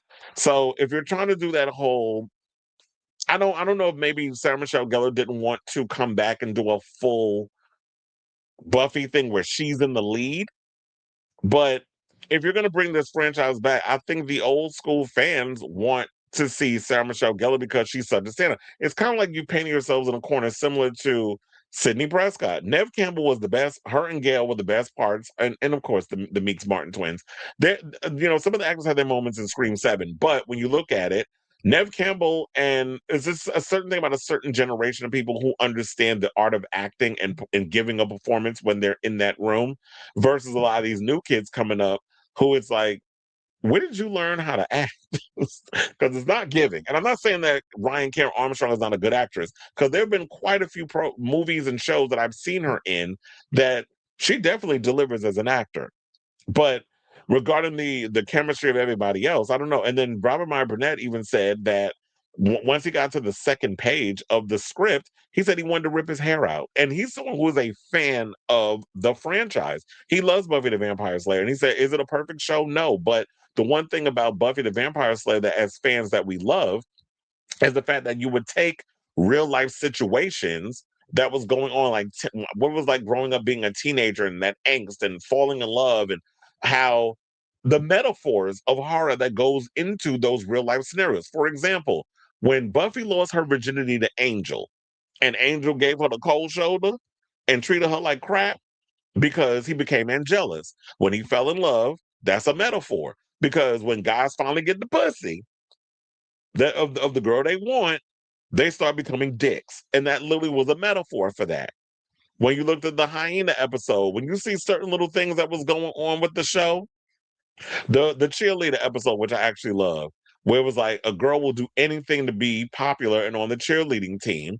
So she goes and uses a magic spell so that way she can go and have all the glory days and everything, because her daughter was wasting her life. So I'm gonna swap souls. I'm gonna put my soul in your body, and I'm going to put this body to use, because if you're not going to use it for anything, then I'm going to continue to hold on to my youth by doing a whole Parent Trap type swap situation. And so the metaphors that went into the show with the supernatural, I thought that was like what made Buffy the Vampire Slayer work. Plus the whole Scooby Gang situation and that whole dynamic between the friends. So if you can't bring all the best parts of that into the pilot and we still get the essence and the thing, if we went and watched that, I'm like, this is not like y'all keep talking about the fans, the fans, the fans, and I'm watching as a fan. I'm like, I don't even recognize I'm not getting that feeling that I got when I first started watching Buffy the Vampire Slayer back when I was a kid in the 90s. This is not giving me what I need. When we talking about our millennial era. So yeah, so she gave her thing, and then also Kiera Armstrong, all she did was go on Instagram and post a picture of herself. And hold on, let me pull that picture up for y'all in case you didn't see it. She went on Instagram and posted this one little picture. And basically, I was like, yeah, let's make it bigger. She said, heart your slayer. And so people were in the comments basically saying that I refuse to believe that new Sunnydale isn't going to happen. Nobody said it's not going to happen. The fact of the matter is the version of that script that they have is not going to happen. It will happen down the road. Hold on. I'm on the wrong thing. Let's put it here. Thank you. So yeah, I think it is going to happen. It's not going to happen now, but it'll happen down the road. Just not at this moment. So uh now let's get into the other article, because we got to get into this one with Deadline. Deadline spilled the tea. They went and found out what was going on. So they said that here is how Buffy New Sunnydale went from a dream reboot 2 decades in the making, with Gellar starring and Oscar winner Chloé Zhao directing, to a discarded pilot. There were issues. As Deadline reported on Saturday, the original pilot was not perfect. Some called it not great. Yet after a well-received rewrite and a lot more Buffy Summers with a lot more Buffy Summers in it, no one expected the pass. They said that they heard virtually every day last week the two studios on the Buffy reboot, 20th Century Television and Searchlight Television, touched base with the project's producers and creative team, indicating that a pickup for the pilot starring Gellar and Kiera Armstrong seemed imminent after its writers, Nora and Lila Zuckerman, had done a rewrite. Also, Nora and Lila Zuckerman were behind Agents of S.H.I.E.L.D. Now, if y'all thought it was some good writing on that show, then I guess because Agents of S.H.I.E.L.D. was not a good show. And then at 6 p.m. on Friday, Disney Television Group President Craig Erwick That's the person who Gellar would mention, though, that they said that they didn't like what was going on with the whole situation. So now y'all know his name. It was Craig Erwig. They said who oversees Hulu Originals called auspices to inform that the project was not moving forward. I was in shock. One person said of their reaction when they got the news, the timing of which could not have been worse because, as we said before, Gellar has Ready or Not 2 coming out, and Zhao was just at the Oscars. Then they also said, worst case scenario, those involved in Buffy thought Hulu would ask to continue to work on the pilot a little longer. No one saw this coming, including the head of Searchlight, and I got a call as we were stepping on stage for the premiere of their own movie. This is what she remembered said in the People magazine article. Now, it is unclear why Hulu opted to make the call on Friday night, with sources labeling the timing misguided and terrible. From what I hear, there wasn't a hard deadline or options expiring, but it was true that those involved in the pilot had been waiting for a while and wanted an answer. Well, yeah, because we was all waiting on pins and needles too. It was like, y'all shot this last year. Why have we not heard? It's almost been a year. So why are we not hearing anything? But yeah, so the timing of it was terrible. Y'all could have did it this week. Or no, not this week, because Ready or Not is still in promotion. You should just wait until after Ready or Not came out. So yeah, like I said, they shot it over a year ago. And I want to see like where the other juice is, because we don't need to go through a whole recap of the other stuff of how Chloe's a fan of the franchise. So they said Armstrong was cast as the new player Slayer with Gellar's Buffy Summers by her side, and the pilot went into production in late July, saying, I love the duality we had with this new younger Slayer, who was where Buffy was when the show started, and then we will pick up with where Buffy was now. After the pilot was completed and delivered, according to multiple sources, Hulu's main note was that it played too young, with some indicating that the streamer also felt the show was too small. It is unclear how exactly the pilot went through development, greenlight, casting, and production without such concerns being addressed. Armstrong is young. She was about 15 when she was cast. Gellar was young in the original Buffy the Vampire Slayer 2. She was about 18 when she landed the pilot. As for the scope of the show, I hear the initial business mandate was to keep the spirit of the original, which was done for the WB and subsequently for UPN on a modest budget. After feedback from the streamer that the pilot did not take big enough swings, the Zuckerman set out to do a rewrite to address the notes. I hear the script was 90 minutes. It was more adult, featuring a lot more of Gellar's Buffy, and was described as more of a streaming show than a network one. According to sources, the rewrite was well received at both studios, both 20th Century TV and Searchlight TV, triggering the eternal talk of a pending pickup, with at least one executive in charge putting everything on the line for it, as one person put it. And I already told you about the executive that Gellar singled out, who wasn't really a fan. And I told you who it was, Mr. Erwig. That was the one she was referring to. She didn't say his name, but deadline spilled the tea. Now they say it is unclear what exactly Erwig meant by his comments, with one suggesting he was referring to the fact that he wasn't the demo for the series when he said that it wasn't for him. Still, those involved in the reboot agree that Gellar's general assessment of his take on the show. What is known is that Erwig made the decision not to proceed with the pilot. The reasons for the pass are fuzzy. Some say Hulu suggested that the rewritten version of the project was too expensive to shoot. Others indicate that it still fell short of the high bar set by the original series.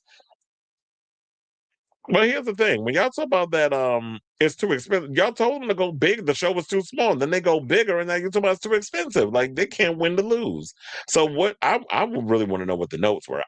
What I really want to do is I want to read this script so that way I can get my overall thoughts and what was actually in this situation. Because inquiring minds definitely want to know. So um what else? Oh, and then they also said one source close to the project compared the situation to completing a $3 million renovation, only to find out that the house had foundation issues.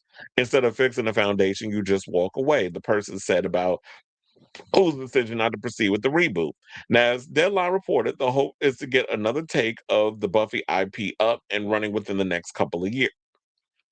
Do we have a couple of years though to be waiting around for another damn Buffy the Vampire Slayer? I just feel like if y'all want to get somebody to come in and do the Buffy the Vampire Slayer, I did say Mike Flanagan, but I know Mike Flanagan is so busy with like reviving all of Stephen King's IPs that I don't know if he'd have time. But then again, I'm sure he's got a team of people that can come in that can conjure up a script and work on something. He can just executive produce or whatever the case is. But they need somebody who truly understands horror, who truly understands the show. I did remember hearing Robert Meyer Burnett said something. I totally agree with this. He said, y'all, you writers need to read more books and start watching a lot of damn TV. So that way y'all can actually let your imagination run wild, come up with really interesting creative things, and come up with some compelling dialogue because y'all be watching too much TV, and I guess it shows in y'all line of work. So hopefully they find somebody that can come along and really get this show up and going again. I know Sarah is feeling a little hurt right now. Time heals all wounds. I hope she's not going to get like, well, we tried to go at it before and I was really passionate and then y'all played in my face and I didn't like what y'all did. What This is the nature of the business. This is just the way things are. But if you believe wholeheartedly and you have that passion for this franchise and you truly love the fans and you really are here for the fans, like you've been saying all throughout this stuff regarding the whole Buffy stuff, then you will go and fight hard to bring this show to life in some capacity. But I do say this, I don't want no half stepping. I don't want a shitty script. If you really feel passionate about this franchise, definitely put in the work and hire the best writers to come up with the really cool stuff to get it going. Because I know if it goes straight to, I don't know, I think times is different now, the way people consume TV. They talk about everything is expensive. And when you do a show that's based off of supernatural stuff, where you got to put special effects and things, look, if they could afford to do it back in the day on the CW of all channels and UPN of all channels, y'all can make it work on Hulu. Y'all, there are worse shows y'all have greenlit on that damn streaming service that y'all can put to bed. Mormon Wives. I don't know one person that watched that crap. So yeah, this is a sad day. But like I said, if the script was a mess, then I don't want to see a show that the script isn't that great and y'all trying to greenlight it. And then of course when it comes out, y'all rip it apart and was like, y'all didn't like the show because of whatever. But I don't know. We'll see. Hopefully they'll revisit it within a year or two. Don't wait too long because Sarah's close to 50. Not saying that she can't still do action. I mean, we see a lot of actors out here doing action well into their 50s, whatever. And Sarah don't look a bit of in her late 40s. So I'll definitely keep abreast of this story as it develops. But in the meantime, that's all the information that I have right now that I was able to compile that I wanted to bring to y'all in case you haven't heard anything about what was going on. So I say all this to say, what do you guys think of this story regarding the tea that's been spilled regarding New Sunnydale and the reasoning behind why it was canceled? There's been a plethora of reasons or whatever, but we got it from Deadline that basically the script just wasn't up to par there. And then from what people were saying is that yeah, the chemistry between the Scooby kids just wasn't there. So let me know what you guys think of, and it's we're too young. So let me know what you guys think of this story in the comments down below. I almost forgot how to do my own outro.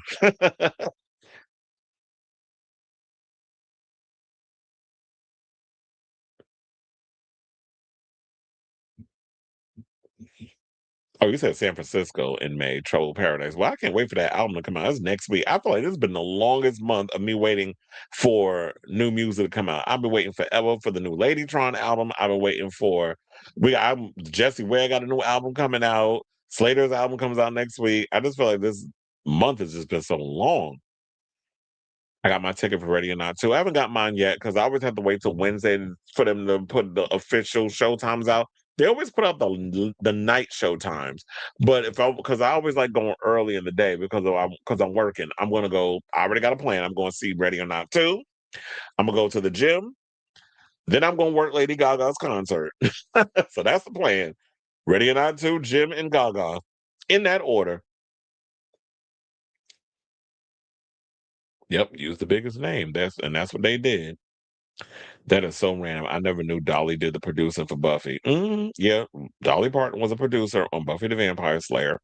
Like I said, did you ever watch the video on the English Roses by Modern Girls? I did not know Madonna was being accused of religious indoctrination. I think there was a story of that coming out then. No, but I was watching them videos that um Robert sent me, the ones that I couldn't watch on the America's Next Top Model document is all on YouTube. So I was able to actually watch both parts. Well, hopefully yeah, because I totally forgot the X Files is gonna be going to Hulu. Hopefully that goes through. We'll see. But Ryan Coogler is riding on a high right now, so I'm sure he'll have his ducks in a row where they won't not move forward. But we'll see. But I like this idea that Hulu is just giving money for pilots and not just green lighting full season orders of shows. It seems like he's not a genre fan, and the X Files can also look. You can't run a studio and be like, I'm not a fan of this, I'm not a fan of that. It's not about that. If the thing is making money, that's what you're in the business of doing. I mean, you should also love movies and things as well. But when I was going to try out for cheer, I did not do it for popularity points. I wanted to try it because I am a stunt. You're a stunt queen and dancing queen at heart, hence my love for pop girls that do choreography. hmm So tired of reboots. Didn't iCarly have a reboot too? Yeah, nobody watched it, and then they canceled. Didn't they cancel the other one? What's her name? The one with Hillary Duff. You can only do so much in a script to keep the new fans and old fans together, and make it solid. That's why I was like, just make a show. I think people get so caught, like we get so caught up in the nostalgia, which is what I think hurt Scream 7. We got so caught up in the nostalgia bait of it all, they forgot to actually write a good damn script because you were pandering to the old fans. A little too hard, if you ask me. Because remember, yeah, they thumbed their nose up at us old fans before, and then when that whole Melissa Barrera thing happened, then all of a sudden y'all wanted to pander to us to bring us back. And then of course we had to show in solidarity, yeah, don't fuck with the original. So we showed up and showed out, and the older generation who loves Scream came out and supported, and the movie was a hit. I recently found out that Zara Larson doesn't do any of the jump splits and stunts in her pretty ugly music video and hired a stunt double. Uh-uh.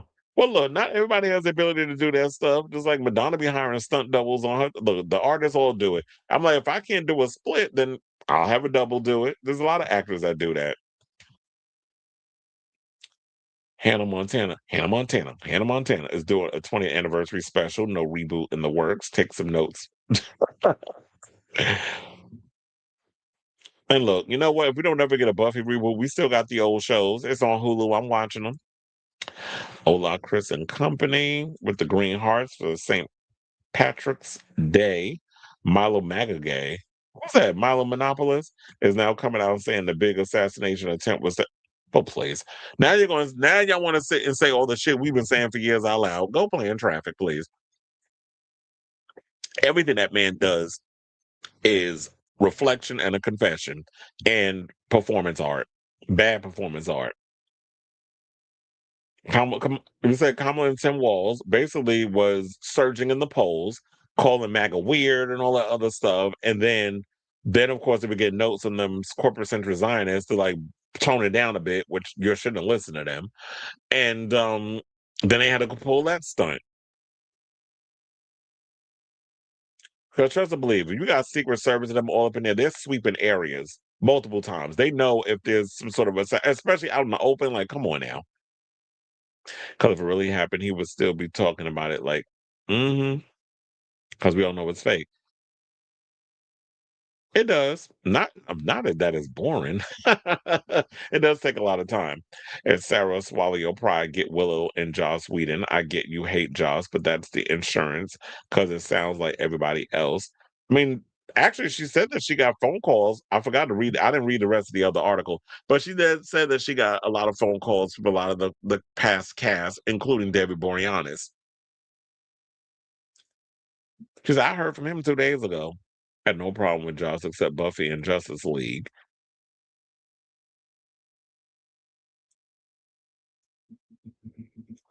Oh, did they? You said, I think Sarah has to understand we don't want high school years.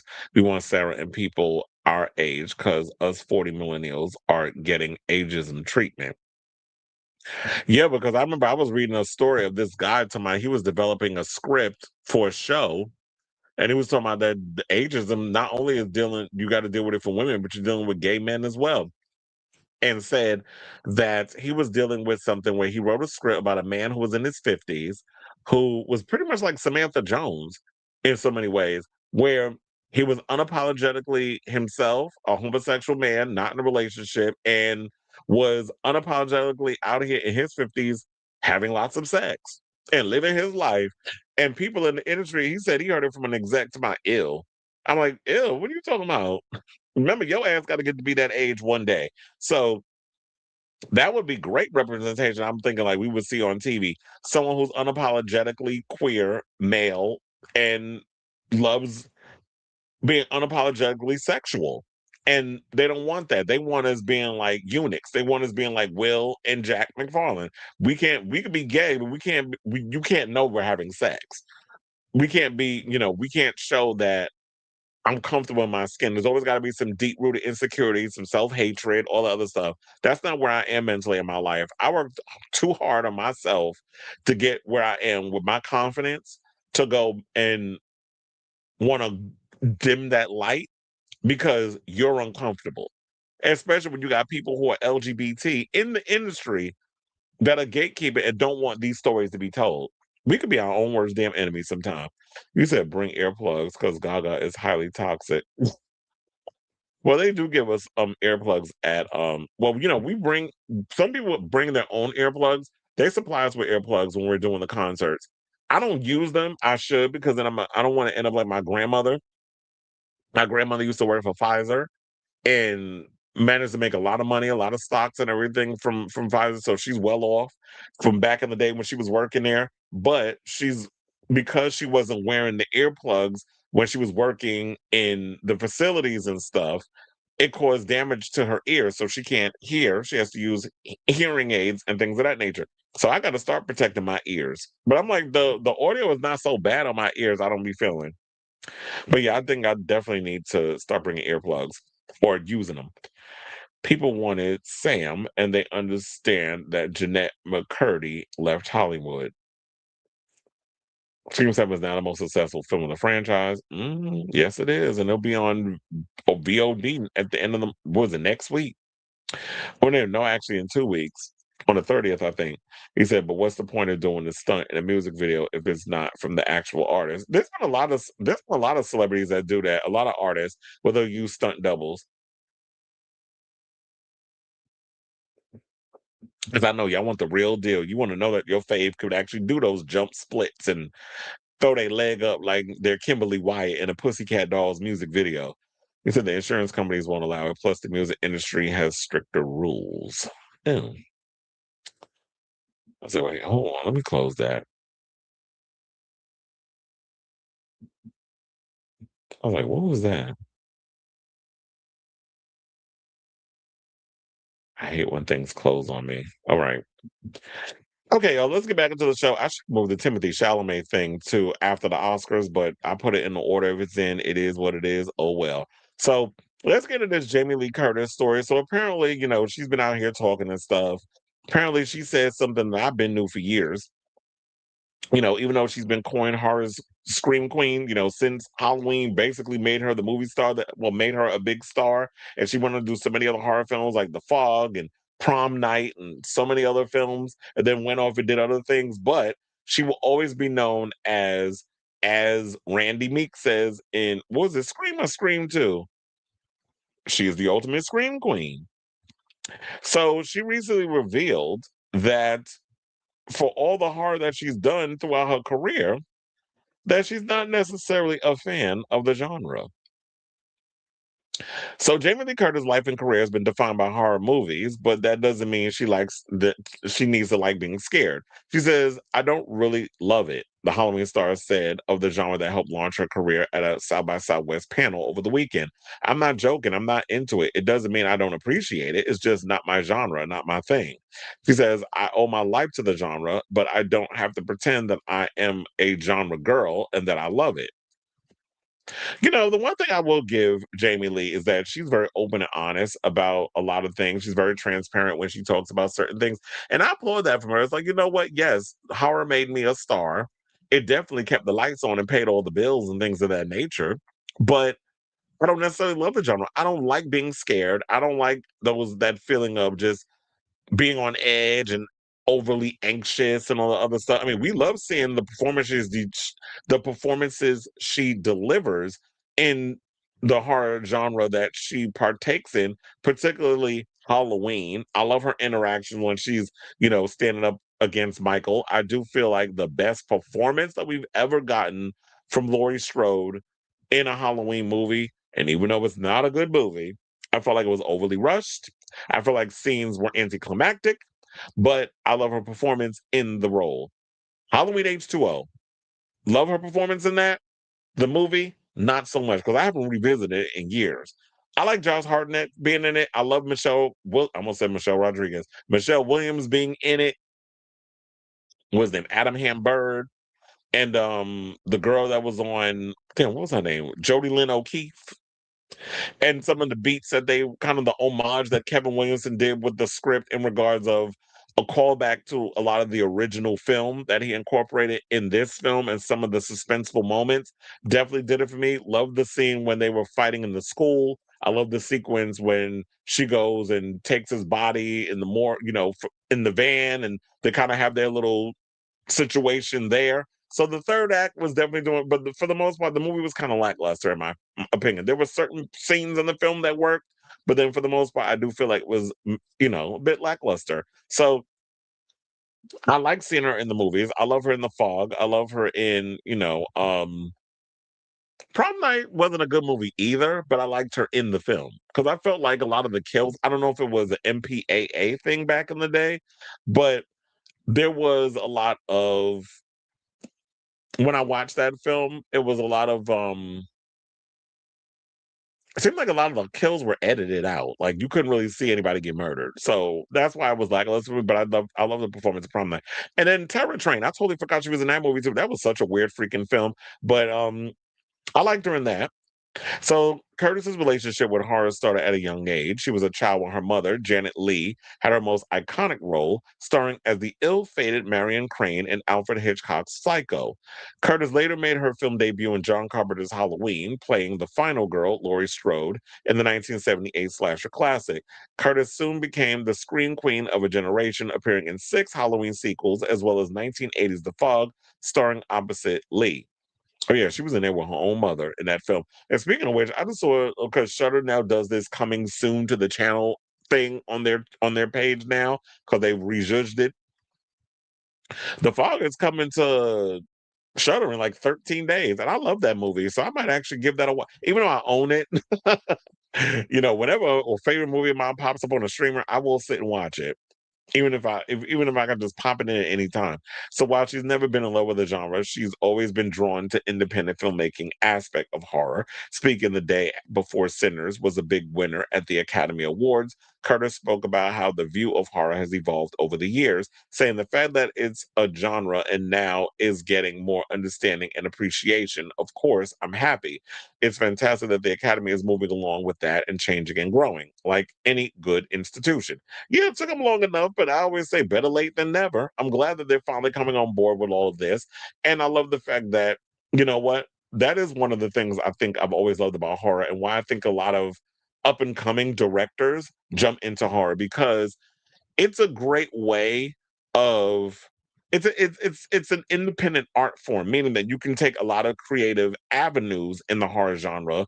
They're inexpensive to make, depending on the type of situation. Even when you look at Scream, even though Scream is technically a mainstream slasher, their budget is relatively small compared to your regular movie. Like this last one, the budget was $45 million. and it's already grossed close to 200 million.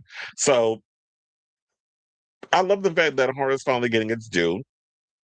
And I do love the fact that she was open and honest about the fact that, you know what, even though I'm not a particularly a fan of the genre definitely loves me. And I've always had the most loyal fans, the most valid support.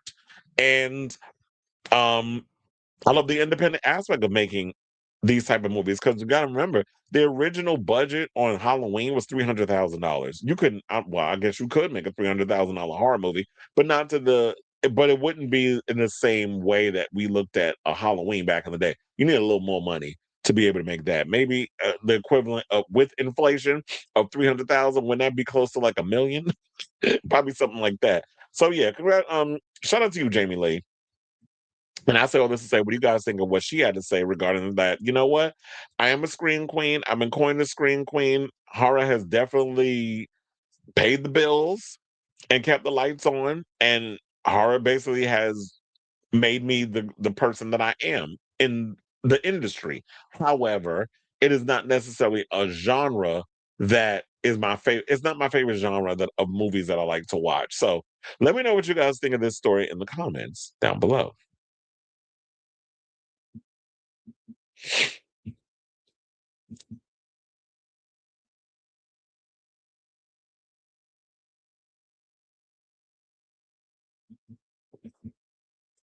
The insurance companies won't allow it. Plus, the music industry is, the insurance company won't allow you to do all those crazy situations. I mean, but if you like Britney Spears and you could do like splits and all the other stuff, they'll find way, or a Tate McRae, because they're like professional dancers. They'll incorporate all of that. Or back in the day when Madonna was incorporating a lot of her yoga moves in her performances, whatever your thing is. And like with Pink, where she does all the aerial stunts in the air, like that's her thing. She was a gymnast, so um all that works for what she does. Have you seen Addison Rae get dragged for straight up copying Britney's Onyx Hotel tour at Lollapalooza, Argentina? She wants the title of Britney daughter, and we're not giving it to her. No, I did not see that, but I did hear that they did announce the new girl, I mean the new slate of people who's gonna be doing Lollapalooza in the US, right? So it's Tate McRae and Charlie XCX, I believe, are a couple of them. Smashing Pumpkins is also gonna be doing the event. Let me check because yeah, who is it? Charlie XCX, Tate McRae, Lord, Olivia Dean, John Summit, Jenny. The Smashing Pumpkins and the XX. I'm glad the XX is getting mad together because they've been kind of going off doing their own thing. Little Uzi Vert, Turnstile, Somber, The Neighborhood, Young Blood, Bidabadoo Ba, Ethel Kane, Empire of the Sun, Major Lazer, Espa, The Chainsmokers, Disco Lines, not for I'm not gonna read all these. Let me see the ones I noticed. Clips, who I'm loving their new album. Muna, Zara Larson, Geese is performing. Freddie Gibbs, Wet Leg, Worship, Blood Orange, Suki Waterhouse. I always forget she sings. 5 Seconds of Summer. I thought that said ketamine, but that said Katama. Ketamine. Who else? I was like, who else are the names up in here? It's a couple of names I don't recognize, but y'all pretty much got the gist of who's performing. So Lollapalooza will be interesting. I didn't even know Lollapalooza was still around. Timothy is forgiven, and people praise him for being a petty ass bitch launching Dune 3 after the Oscars lost. Why would it be petty though? I mean, we was all expecting the Doom 3 trailer to come out. It was only a matter of time because there was rumors floating around that they were going to be doing it, but he didn't appear in person to promote it. He did it via video or something or another. He said, and Nicola dragged his family to court after the abortion comments. Yes, they are. One of Mia Goth feels the same because she's always typecast. Yeah, because if I'm not mistaken, isn't she in the new Dune trailer? I could have sworn I saw her. Nev is the same way. It's not just their thing. It's just not their thing, but I love how she told Kevin Williamson that she would be married to someone who makes her laugh to counteract her trauma. Mm-hmm. Well, you have to. You said I'm freezing. Geese. Yeah, we know you're a fan. Hold on, I might have to go out and come back in because I've been noticing the videos have been doing that as of late, and it seems like it's on a delay.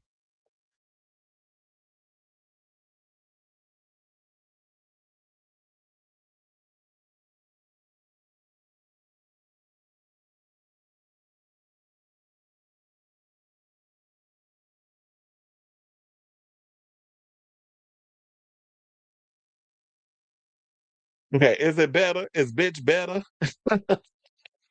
That's what what's her name said. Teresa Judice. Yeah, because this should be annoying sometimes when it's probably because I held them pictures and stuff open, so I know it was probably freezing. I knew you would have got excited seeing Geese was going to be performing. All right, y'all. Now, speaking of Timothy Chalamet and Dune, let's get into her. So, Dune 3 posted their trailer today. Yesterday, they showed it to a couple of industry people. We'll get into their comments in a second because I want to give their overall thoughts of what they had to say. So, it says, and I do have a slideshow of the photos that we'll get to in a second. But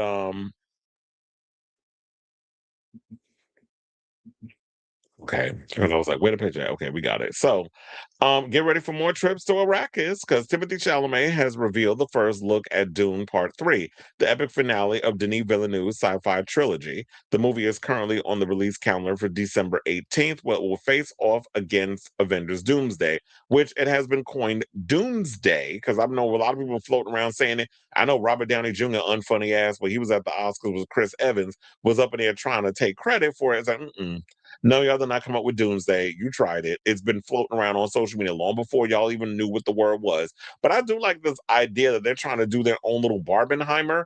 I don't know if it'll be successful, but I do want to know one thing. After seeing the trailer, I will definitely be there watching Dune, and I'll also be watching Doomsday. I just got to flip a coin to see which movie I'm going to see first, depending on like how my schedule is. So, who knows? Maybe I'll take a day and make it a double feature. But anyway, so Chalamet shared a first look at his return via a photo posted on his IG story.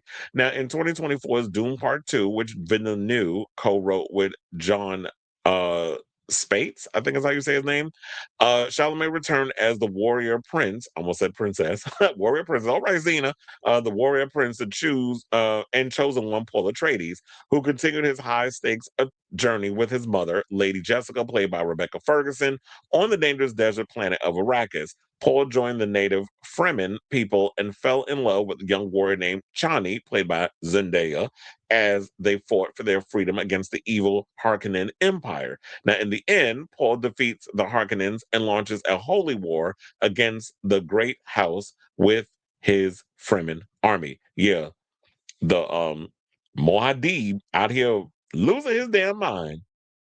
So now the sequel welcomed new faces to the franchise, including Austin Butler as villain Fade Routher, who he was killed off, Fade Routher Harkonnen, and Florence Pugh as Princess Irulan, daughter of Christopher Walken's Emperor Shaddam IV.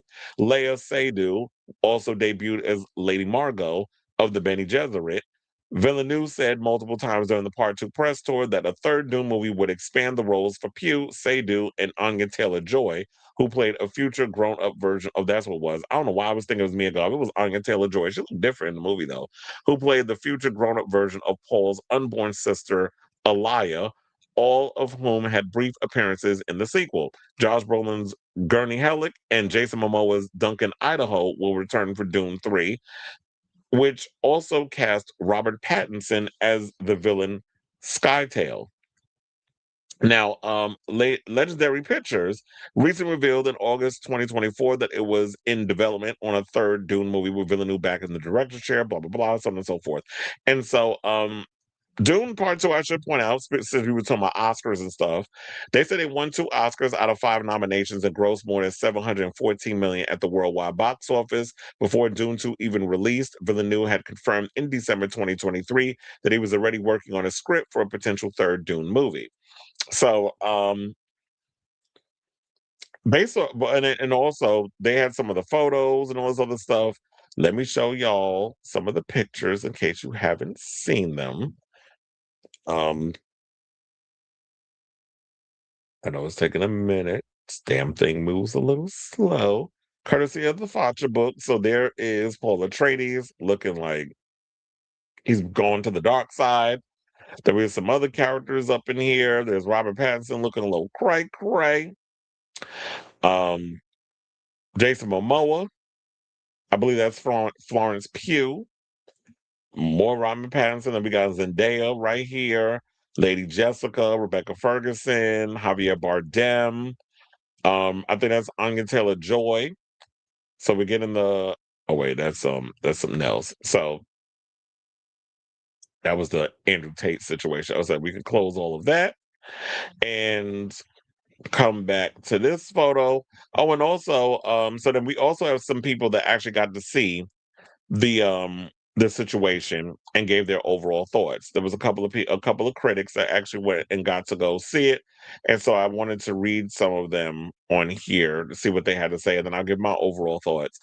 Um, Jermaine Lucier said, got to see the Dune Part 3 trailer in IMAX this afternoon. Yeah, so a bunch of people were actually invited by Warner Brothers to go see the new trailer in IMAX, and here's their overall thoughts. He said, didn't think Denis Villeneuve could make something more epic. I was wrong. Drops at 1 p.m. Eastern Standard Time on Tuesday. For now, check out these character posters. So then they have the posters that were the ones I showed you. Jeff Snyder, who does the hot mic over there with John Roca, and is somebody who's a very much an insider, has his own Substack called In Snyder, and he basically gave insight into the film's positioning within Warner Brothers award strategy. Said, saw Dune Part 3 trailer. It's great. The movie is going to be WB's big awards movie next year, not Digger. Find out why in an upcoming edition of my newsletter. So, and Digger, for those of you who are not familiar, that's the new Inarritu movie with Tom Cruise. So he's saying that that's not going to be the big movie everybody's going to be talking about.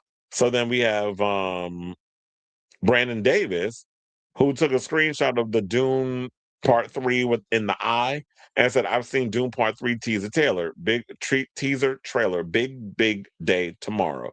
So, and then Blue Rangel said Dune 3 IMAX trailer tomorrow and post his reaction. So a couple of people saw it, they loved it. They also said Timothée Chalamet built in anticipation on Monday by posting his character poster on social media, which quickly garnered over 600,000 likes in just 2 hours. So I think that's what it is. Time heals all wounds. I think that Timothée Chalamet just needs to keep a low profile, which he did after the Oscars. Focus on when Dune Part 3 comes out, then you come off and do your promotions or whatever the case is. Just learn to be not be such an arrogant prick when you're out in the open, because apparently Hollywood don't like that. But overall, I saw the trailer. I thought it was pretty epic. I thought it was really good. I'm like, damn, I gotta wait till December. We're in March, so that's 9 months away. Um, I thought everybody looked great in the film. The film is very big, very cinematic. It's definitely something that needs to be seen on an IMAX screen. I do believe, if I'm not mistaken, that Dune Part 3 will be seen in IMAX, and Doomsday doesn't get the IMAX screening. So I'll definitely be there with bells on opening day, checking this movie out. And we got Timothée Chalamet here looking like Sub-Zero in Mortal Kombat. But yeah, based off of what I saw, it definitely looks like an epic trailer. Looking forward to seeing the movie when it comes out. Denis Villeneuve never steers me wrong when it comes to the type of projects he takes on. I definitely feel like he's going to change the face not only of cinema but of science fiction on the big screen. And hopefully, it does rack up a lot of the Oscar talk and awards during. I don't know if it'll be for 2027 because the movie comes out in December, but or possibly it could make it. But I hope if it doesn't do it for 2027, hopefully for 2028. So I say all this to say, what do you guys think of this story? Have you checked out the Dune Part 3 trailer? Is this something that you're looking forward to seeing as much as I am? Like I said, I don't know. It's a little cray that y'all trying to put Doomsday and Dune up against each other, and you're trying to do this whole Barbenheimer type situation. But Dune and Doomsday are pretty much fighting for the same audience. So it's gonna be a little crazy out here during the holidays of 2026. So let me know what you guys think of this story in the comments down below.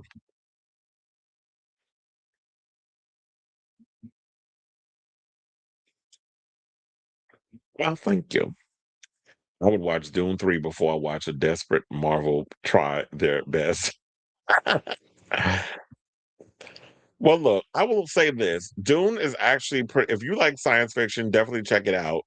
Um, it's not just him. I mean, even though he does become more of the lead in Dune Part 2, his performance is compelling in the situation. So even though I'm not a really big fan of Timothy Chalamet, because trust and believe, I'm not a big fan of his either. It just so happens he appears in a lot of the movies that I want to see.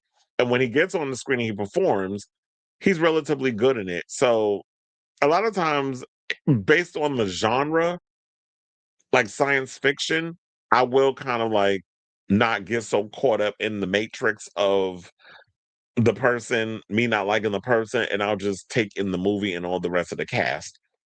But I say definitely check it out if you can. I actually went and bought the Doom Part 1 and 2 bundle. Now hearing what you said, I think that's what Timothy meant. He doesn't want a Barbenheimer moment. He wants his own film to shine.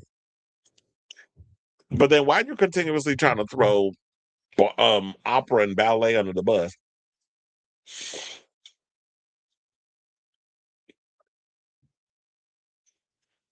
But I do think that it comes from a deep rooted bout of pain because he's someone who understands that world. He grew up dealing with a parent, a mother, and a sister who were ballet dancers and knew and saw a lot of what they went through as performers and probably feels a way about that genre. But if that's a situation, then you need to you got to learn. Like I always tell people, you have to be nuanced, and you really have to like go in and break down what you mean when you have these conversations because you say any little thing, and like I said, people get sensitive.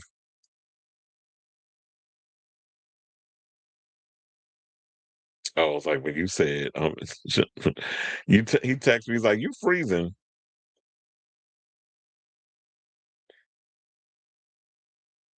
Wait, I was like, "Are you watching an old video?" Because you sent me Mark. Oh wait, that's something else. Cleveland just text me, "You're freezing."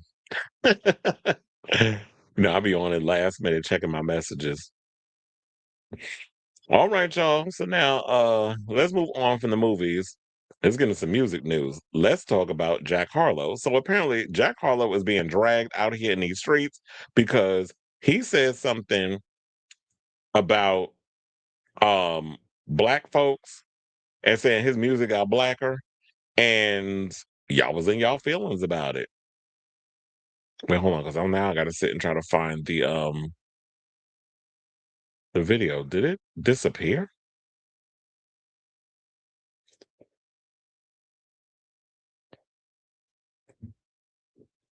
Oh, I found it. Because I was like, wait, did I lose it? Did I? Okay, so now I gotta find it because I don't know. The one thing I find annoying about Instagram is like if you don't use a thing for long, it keeps refreshing itself and then you lose your place. So anyway, so Jack Harlow basically has been out of the music game for 3 years. And now he's back with the music. I thought maybe because y'all wasn't checking for him and his music kind of like just died. But no, he's been kind of he's been on a low profile. He's got a new album out called Monica, where he moved on from the pop rap sound that pretty much made him a mainstream star. And now he's gone more into doing R&B and neo soul. So he did this recent interview with the New York Times' Popcast, and the rapper who's from Kentucky, Mitch McConnell's town, and singer also said he's been opted to emphasize his love of R&B while recording Monica rather than delve into genres like country or pop rock because they were basically saying like, with a lot of these artists out here, particularly Post Malone and Jelly Roll and so many others who started out making music towards black people, taking a lot of what black people's music, just saying black people's music, taking a lot of our music and putting it on y'all stuff, you easily get invited to the cookout because apparently y'all just be giving invitations to every goddamn body instead of vetting them at the door before you give the invitation out. But And then a lot of times they'll go in and they'll show their ass years later, and then they'll align themselves with the very people that are against our own interests. Hence what you've seen with the likes of a Jelly Roll and things of that nature, and a Kid Rock and all these other morons. So he went and did the video. I'm gonna pull it up for y'all to watch so you can hear it from him, because I've seen their show before. And we will wait, hold on, that's not it. And we will come back and talk. Please hold. White rappers are afforded more freedom to change their genre. True or false? I might have to think about that. I'd like to hear your answer to Joe's question, but also then talk about what I feel is like the radical twist of what you have chosen. Well, I'll piggyback off what John's saying. John's saying you didn't retreat into a whiter genre. In fact, you arguably went deeper into I got blacker. Black music. Yeah. Deeper into blackness. Yeah. So was that conscious? Was that a little twist on the typical move that white rappers make, which is to retreat back into traditionally white sounds? It certainly made what I already wanted to do even more appealing. Mm-hmm. Absolutely. Because you like pushing that boundary, that line? I think I love black music. I love the sound of black Who music. among us? Yeah, I It's love like- the sound of black music. Yeah. And of course, I'm hyper aware of the politics of today, that safer landing spot that a lot of my white contemporaries have found. And of course, it appealed to me to do something that I felt like at a time when there's plenty of people expecting me to take some of the routes y'all are taking. Mhm. Yeah. To take the route that not only might not be expected, but is also the one I genuinely want to take. So all the stars aligned in that way for me, to be honest. I'm not going to pretend like what you're talking about. I was like, I guess you're right. I knew that there were multiple things appealing about this route, but I also came to the decision, I'm proud to say, off of what feels good in my ear. White rap. So I do agree with the question where they were basically saying that yes, white people are afforded the ability to just play genre hopscotch when it comes to the different types of music they want to do or they want to get into. Black people are not afforded that. You already saw when Beyonce wanted to jump in and do country music, how white people lost their goddamn mind, even though country music, the foundation of it was built off of blues and black music. But on the other hand, it is not a dominant genre that a lot of black people do. So in a way, it's like we're trying to remind you of where country music originally stemmed from, but we're also, as black people, a minority in that genre. When it came to rock and roll, black people created rock and roll. Now it is predominantly white people in that. You see black people jumping in that space, people get pissed off with that too. So there seems to be a lot of that. They always want to keep black people in hip hop and R&B and that sort of thing, and that's what we dive into. Then when white people come into these spaces and we invite them to the cookout, they disrespect us. The one thing I will say about Jack Harlow that I love is the fact that he basically shows that, you know what, he loves the genre. He has a love for the genre, even though, yes, it is kind of cringe when you run up there and say, I got blacker. My music got blacker. It feels almost cosplayish, which is why I could see why it rubs a lot of people the wrong way. So, of course, it didn't take long for Harlow's comments to draw a blistering response online, and with many slamming him for cultural appropriation, when I think he should have came at it from a place of cultural appreciation, which I always say, there's differences. There's cultural appropriation, there's cultural assimilation, and there's cultural appreciation. And he would have felt more on that point of, it should have been appreciation of the genre.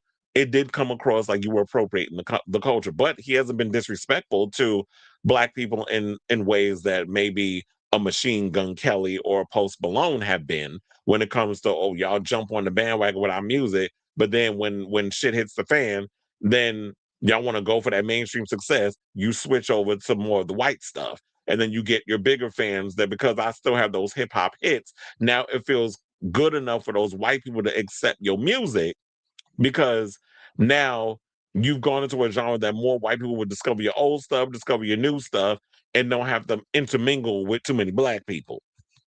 So one person said, "God Blacker is wild." Rapper and producer Terrence Punch Henderson Jr., who has worked with Kendrick Lamar and SZA, wrote on Twitter, "How exactly does one get blacker?"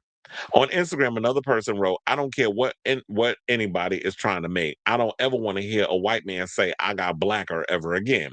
While others blasted Harlow as Ghostface Vanilla and spelled it like Ghostface Killer. Vanilla, Vanillah. Well, look, I'd rather him be Ghostface Vanilla than Ghostface Vanilla Ice. And the most performative white dude ever. Some pointed out that white performers who have referenced the work of Black musicians without acknowledgement and commended him for being honest about the influence, saying it's a bold move that shows he's committed to authenticity and respecting the roots of the music. So, it'll be interesting to see if his comments will impact the success of the album. But there was some people over in the comments of that video that I showed y'all had some things to say too.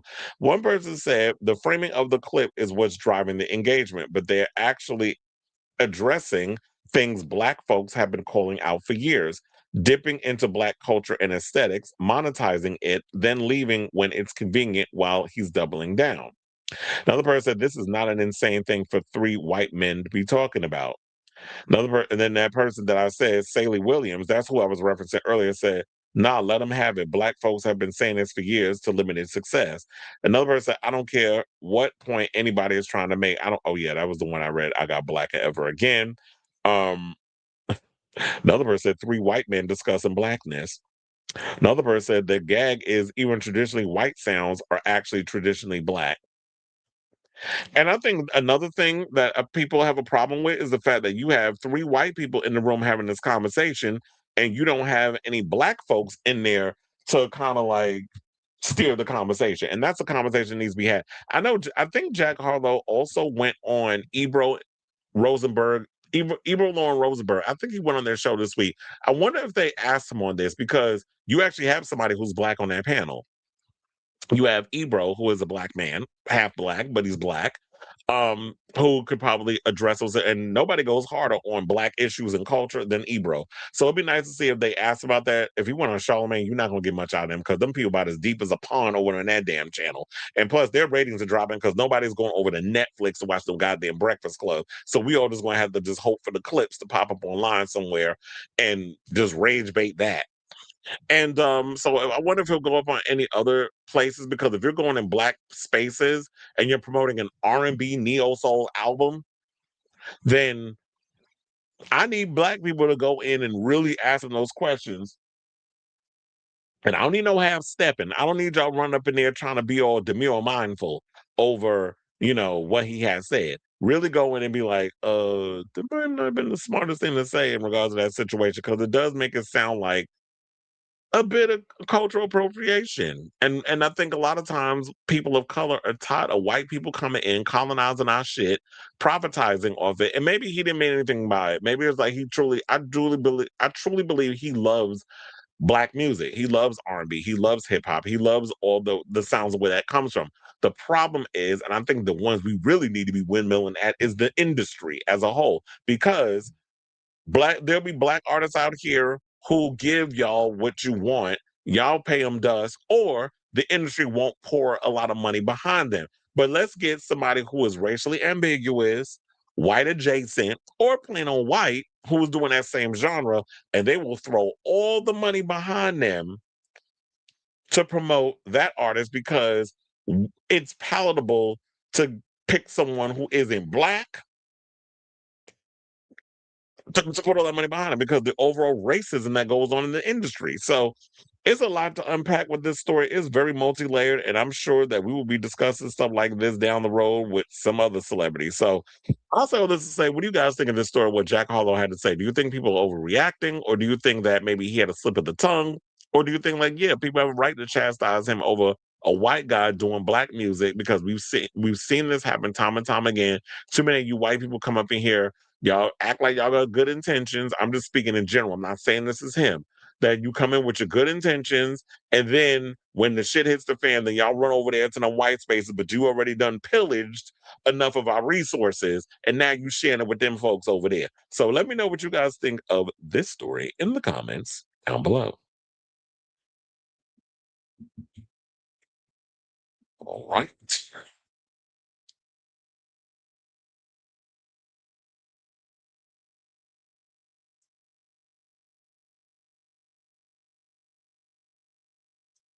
Hold on. I was like, damn, I gotta go over here.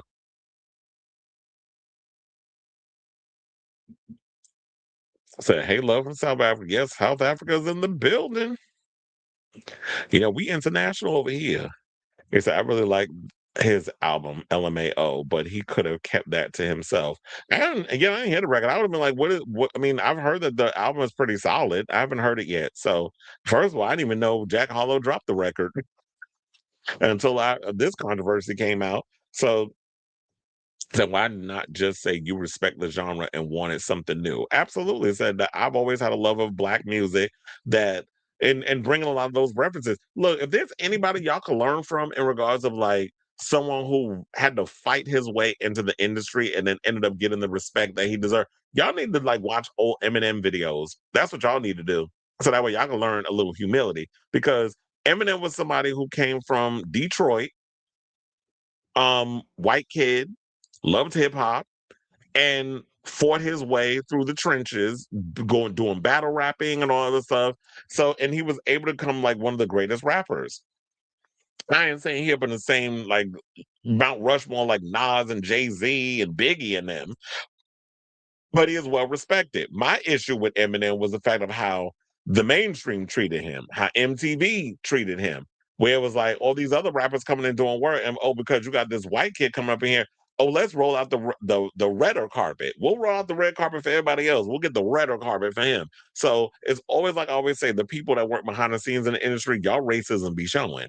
So Eminem had a respect and a love for the genre. The people behind the scenes was trying to use him to be like sort of like that thing. And then of course with Eminem, we had all the other white rappers that were coming out, Everlast and all these other people. I actually liked Everlast because Everlast was doing hip hop mixed with like folk music and with the guitar and the hip hop beat. So I was liking a lot of that sound.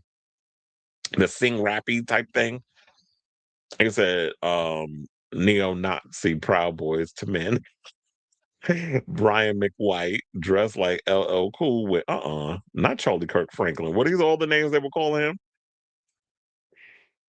It's my problem with a lot of white rappers. They start off rapping, get bored. Once the novelty grows old, either go alternative or country, and then never look back at their past efforts. Oh, you mean like Post Malone, drunk ass, and Machine Gun Kelly? Well, I will have to say I do like Machine Gun Kelly's set, like his stage set with the whole Statue of Liberty, and he comes out of her mouth and stuff on the stage. I actually like that setup. Well, WTF? He loves the sound of. That's what he said. Nah, I miss Mac Miller. Look, so does Ariana Grande. You said The Divine Feminine is an album inspired by neo soul music, but its influence is more in its production. And he said rather than Max singing, he did neo soul music his way, and that's what it is too. You got to do it, and that's why I always say that's where the greatest albums come from. Don't sit up in it and try to just copy what's already been done, and then it ends up being soulless. Bruno Mars. What you need to be doing is you listen to the music. If you have a love for the genre, you're inspired by it, but you have to make that sound you. Like, how would I come in and approach this genre and approach this sound, and how would I interpolate it? I don't want to sit up there and be like, oh, well, this song sound like the Shy Lights did this one, and this song sound like a Nat King Cole track, which is basically what Bruno Mars unseasoned ass gives you, just a bunch of regurgitated shit that other people have done 50 years ago, and y'all eat it up like yesterday's gumbo. Or I should say Tina Knowles gumbo that everybody was talking shit about. Literally. So there's that. And you said, which white folks do you think is invited to the cookout? Betty White. Well, of course, Betty White invited to the cookout. May she rest in peace. Damn, I got to think about that. Channing Tatum is invited to the cookout. That's one of them. Charlize Theron. Sandra Bullock. I do agree with that. You said he gives me John B. and Robin Thicke, where he even sexually prefers black women. Well, people did kind of drag Robin Thicke. Now, as far as John B goes, John B is the real deal. Like, people definitely give John B his flowers. John B loves black culture. He loves black women. He has never come out and been disrespectful towards the community. So he's always got an invite to the cookout. Pam Bimbo has 8 articles. Impeach her little emaciated ass. Throw her under the jail. Yeah, I feel like he gives that I date black girls not with the air quotes though, not Jack Dolezal. He said there are so many white artists that people say have a black soul. Ariana Grande, JB, oh, I love me some Jamiroquai. Don't get me started on JK. Every time I turn around, when we get started with the show, I mean with a lot of events of the Garden, they will play some Jamiroquai. Like they always put on that song. I get me in my heels tonight, baby. They're always playing that song. Or Virtual Insanity. I remember the first time I saw that video, he had that big ass hat on and he was on the treadmill moving around. I was like, okay, come on, choreography. None of them have ever referred to themselves as I Got Black, because they just love the music. Mm-hmm. His album Monica currently projected its debut with 26,500 units outside. Oh, damn. So it's going to fly, because I think like nobody cares about like Jack Harlow, no shade. I mean, yeah, he's cute to look at, but I don't think his music has ever kind of like been out there where people are like praising him. Like he's never been that star. He's had a couple of bops back in the day, but I just think like music wise, people ain't checking for him like that. It's given not one battle after another. um, that inspires them. They don't go out of their way to pander to a black audience. So call paparazzi to take pictures of them holding hands with a black person they romantically linked to.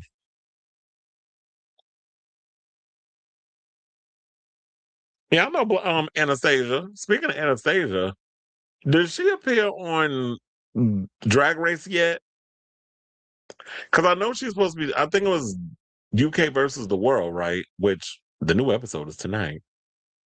I believe Anastasia was supposed to be on as a judge. I haven't watched. I don't watch the last week's episode, so I don't know. But I could have sworn that she was supposed to be on there. Spice Girls pulled the plug on the reunion, and Melanie C said it's the timing. I have a brand new album coming out. Mel B started filming Got Talent, and Jerry is focused on trying to save. Why am I laughing at that? Yeah, because her husband can't keep his dick in his pants. And not only is Mel B doing Got Talent, but she's also supposed to be in that Squid Game show with Kim Zolciak. Jack took a break and people moved on. He didn't exactly. That's why I said like when you still trying to establish yourself, you can't just go away. I mean, you're not Harry Styles. Harry Styles can do that and come back and still get a #1 record because he has One Direction. Like people know him from that. The last albums that he came out with, people was loving. So he can take a 4-year break and come back and not feel the effects. Let me rephrase that. Betty White is not invited to the cookout. Yeah, she's at the cookout. She already inside. That Bruno Mars shade OMFG not unseasoned gumbo. That's what you give. I don't care if he dark skinned or not. I say it is unseasoned. And you say it was nice knowing you, Jack Harlow. You are now sent to the has-been asylum, not Iggy Azalea. Damn, I totally forgot about her. Vanilla Ice and all the other Kayas. Iggy Azalea does crypto coin on some shit show. Didn't she wasn't she also doing OnlyFans? Jack Harlow makes the type of music you listen to at a frat party, and I can even confirm that not every white rapper is meant to have a long career like Eminem. Yeah, he'll probably be doing, and I can't see him selling on Madison Square Garden either. He'll be doing either the theater, which houses 3,000 people, and that's the extent. But anyway, let's move on. And let's get into this disgraced mogul news. And let's talk about the diddler. So we just talked about him the other day that they say he's been on good behavior and stuff, but now he being a thorn in our ass again because apparently Diddy is trying to appeal his sentence, saying that the judge, the sentencing was too harsh.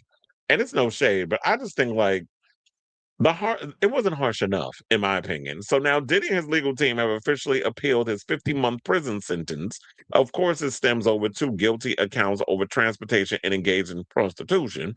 In their filing sent in on Friday, March 13th, per TMZ, they argued the ruling was too harsh, especially considering he was acquitted on more serious counts such as racketeering and trafficking. They believe that's because of the jury result.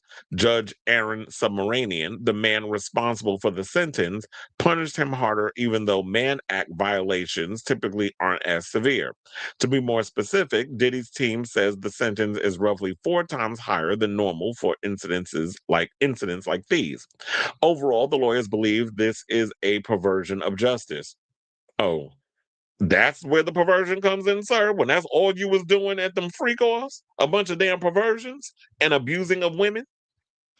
They said this is a stance that the Bad Boy CEO's team has held since the trial last summer. After the sentencing in October, they claimed Submaranian acted as a 13th juror. Well, you're not getting out of that one since you want to throw shade at the judge. Now, elsewhere in the appeal, the request said court faction to order an immediate release to grant a judgment of acquittal or at least vacate and remand for resentencing. This all comes just about 3 weeks or so away from when Diddy will appear in court to argue his side. Last month, his request to expedite his appeal was granted ahead of taking dozens of months to fight back. He will now be in a courthouse by April 9th. What's also good news for the diddler is that his projected release date has been bumped up. As of earlier this month, it's now April 25th, 2028. Initially, May 8th of that year was what it was set at. However, it was briefly bumped back to June 4th, 2028. So he always trying to find ways to slither his way out of prison. It's like, no, I think probably the sentence. I mean, I don't know if he was acting like a 13th juror. I wasn't there. Maybe you need to ask Tisa Tales and Armand Wiggins and all and Mims over and make it make sense because they were all on the scene. Funny enough, I live in New York and I didn't give a fuck to go down to the courthouse and get the information. I just didn't see any value in it because especially when I live here. So thinking about all of this, Diddy, you're a piece of shit. You ain't never been a nice person. I ain't never liked your ass. I've been saying for years you ain't nothing but the damn devil. And I feel like at this point, you need to stay your black ass behind bars, do your time, and come out in 2028 during your sentence. Because this, I feel like, is a lick back from all the things that you did throughout your career when you was in court and got away with it. Now that you finally having a due time for the crimes that you've done, now you want to sit up here and whine, cry and bitch that, oh, well, they treat me unfairly and I shouldn't be doing this sentence because it's a little harsh. Well, tell that to all the people that you went and made lives a living hell, including Cassandra, what's her name? Her last name, Cassie. We'll say that. We'll just call by her name, Ventura. It's like what you did to her and so many other people that was in your life. You did the crime, you do the time, and you'll get out in 2 years because you're getting out in 2028. It's 2026 right now. Vaya con Dios, senor. So I'll say all this to say, what do you guys think of this story regarding the dealer? Do you think that he will win this appeal? Only time will tell because they said he'll be in the court by April, and we'll find out if it will be granted that they'll do a whole resentencing. But I just feel like, look, they got you on what they got you on. You need to stay your ass in prison and do the time. And then when you get out, just try not to be that person you once was. So let me know what you guys think because it started to make me think like you ain't really been learning your lesson while you've been in jail. They've been men with less money that make less money than you that have done crimes, time for crimes they haven't committed. There was a guy that I saw when I was watching the news at work yesterday because they had it on Eyewitness News. So I had no choice but to engage with the TV at the Garden. And they went and said something or other. This guy was in jail for 20 years for a crime he didn't commit. And I said, child, to sue their ass because you had me in prison. My life ruined. I'm older now. I probably can't go out and get no job nowhere. Nope, lawsuit. I need money. Y'all don't have to pay me for having me locked up in jail for 2 years, for 20 years. Sorry. But anyway, so I know that was a little rant, but yeah, let me know what you guys think of that story in the comments down below.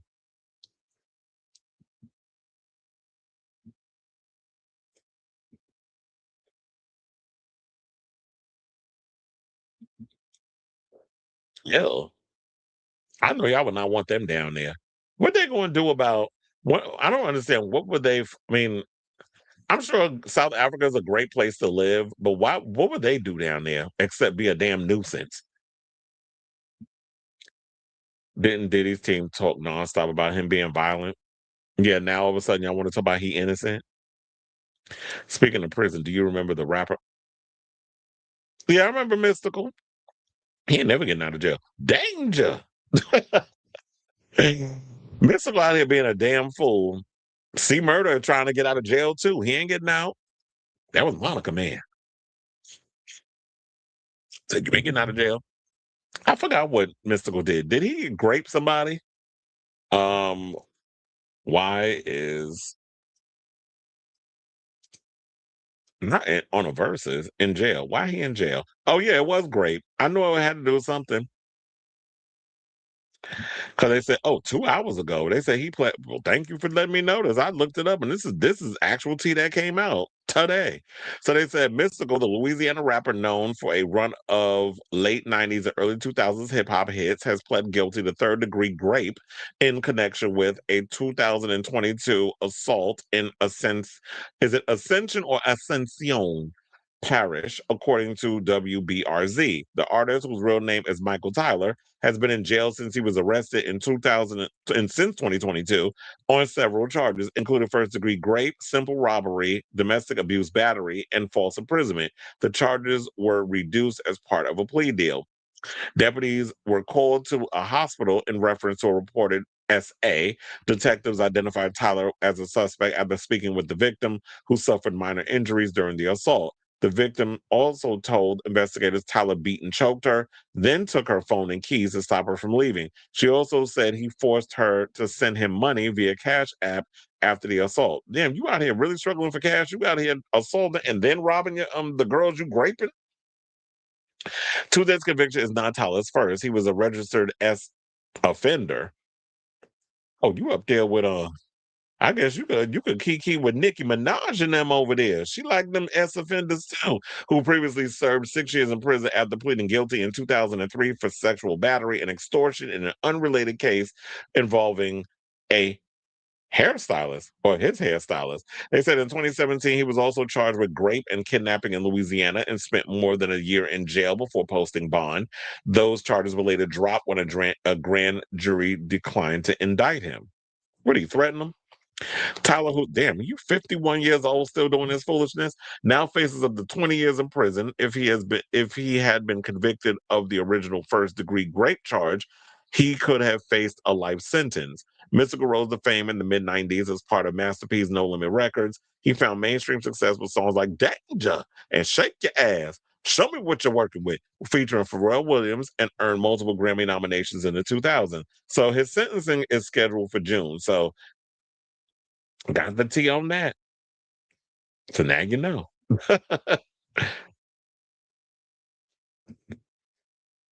They will be trafficking people down. Dang, okay, I gotta keep Mystical. I gotta keep Mystical in prison. And I had to go through that whole thing. PP Diddy and R. Smelly need to share a cell together. Exactly. But isn't R. Kelly in Chicago? Or is he in New York? I don't even know anymore. Hollywood Reporter, all the trades are saying to the studios, we need a break from Timothée Chalamet, the Taylor Swift, a movie industry overexposed but hated by his own peers. Well, look, he's the one that I do agree with that. He needs to take a damn break. I'm tired of hearing, he said he's tired of hearing about little Timmy. Well, look, his rap name is Timmy Tim. I told you that video is floating around on social media.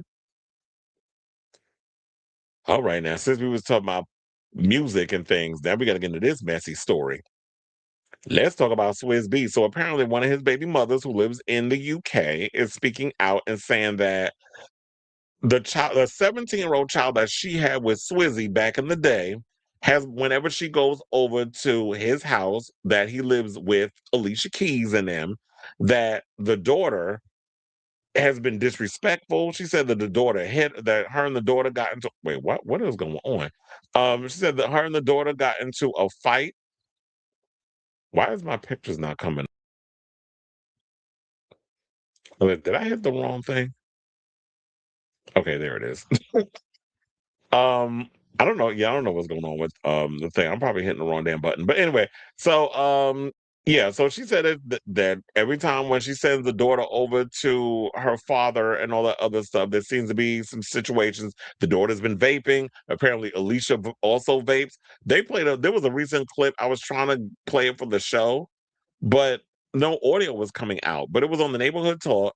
Alicia Keys was up there in the most sneakers and her big old ass playing Girl on Fire. And I did not realize how many people hate that song. I'm like, damn, y'all hate that song like that? I thought everybody liked Girl on Fire. But look, the one thing I've been saying about Alicia, Miss Ma'am, you always try to sing your songs in a key that your voice ain't been able to do in the past 20 years. And I think that's due to the fact that you couldn't close your legs to a damn married man. Justice for Mashonda. So now we got this situation where this baby mother out here is being messy. So if y'all not familiar with the situation, let's get into it. So the carefully curated image of Swizz Beatz and Alicia Keys' blended family is facing its most serious public challenge yet. Jonna Sebastian, the mother of Swizz Beatz' 17-year-old daughter, Nicole Dean, has taken to her social media with explosive allegations against the music power couple. Now, in a series of emotional posts surfacing around March 13th to 15th of this month, Sebastian accused Swizzy, born Kasim Dean, and his wife Alicia of contributing to their daughter's alleged substance abuse and parental alienation. Sebastian, a London-based singer who shares Nicole with Swizz Beatz, claimed that her daughter became addicted to drugs and vapes while in her father and stepmother's care during visits to the U.S. In a since deleted and widely screenshotted Instagram post, Sebastian wrote the following. She said, "Do you guys think it's okay to hit your mother in the name of money, fame, and drugs? She said she hates me, my mom, my friends. Nicole got addicted to drugs and vapes in the U.S. while in their care. This is why she is acting like this. It's not normal teenage stuff." She specifically named Alicia Keys in her allegations, suggesting that the Grammy-winning singer personally uses substances and that her brothers allegedly introduced Nicole to vapes. Why there is no blend? Because they do everything the opposite way. I say no vapes, weed, and edibles. They make them available. Alicia uses them herself. Her brothers got her hooked on vapes. And I say detox from social media, detox from the phone. They give her a fourth secret phone. I say study. They take her to parties and yachts, and she doesn't study. Now, Sebastian and Swizz Beatz dated briefly in the early 2000s after meeting in London. Nicole was born in May 2008 and currently splits her time between her mother in the UK and her father in the US. Swizz Beatz married Alicia Keys in 2010. Together, they have built what they have often described as a harmonious blended family, raising 5 children total. Swizz 3 from previous relationships, Prince Nasir Dean, who's 25, Kasim Dean Jr., who's 19, and Nicole, who's 17, plus their 2 sons together with, well, with Alicia, Egypt Daoud Dean, who's 15, and Genesis Ali Dean, who was 11.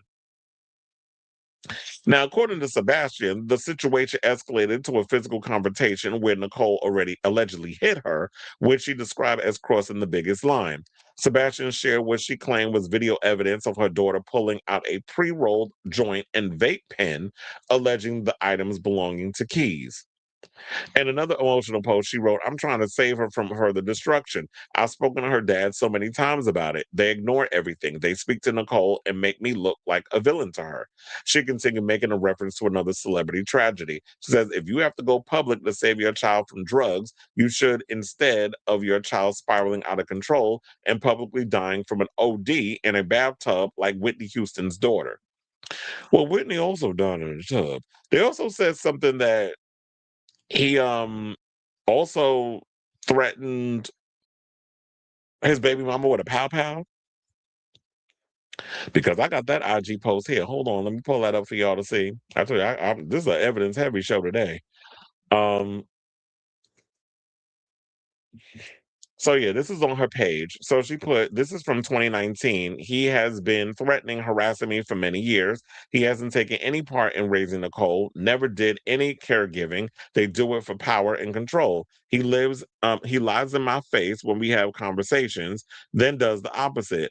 I have to make it public for protection. This is why it is impossible to deal with these people. How about paying attention to violence against women? This is an example of Hollywood patriarchy that you are worshiping in America. Check yourself and stop attacking the woman, the mother, on behalf of these people, pumping their egos." He was drink driving with Nicole in the car that same year. These people are reckless.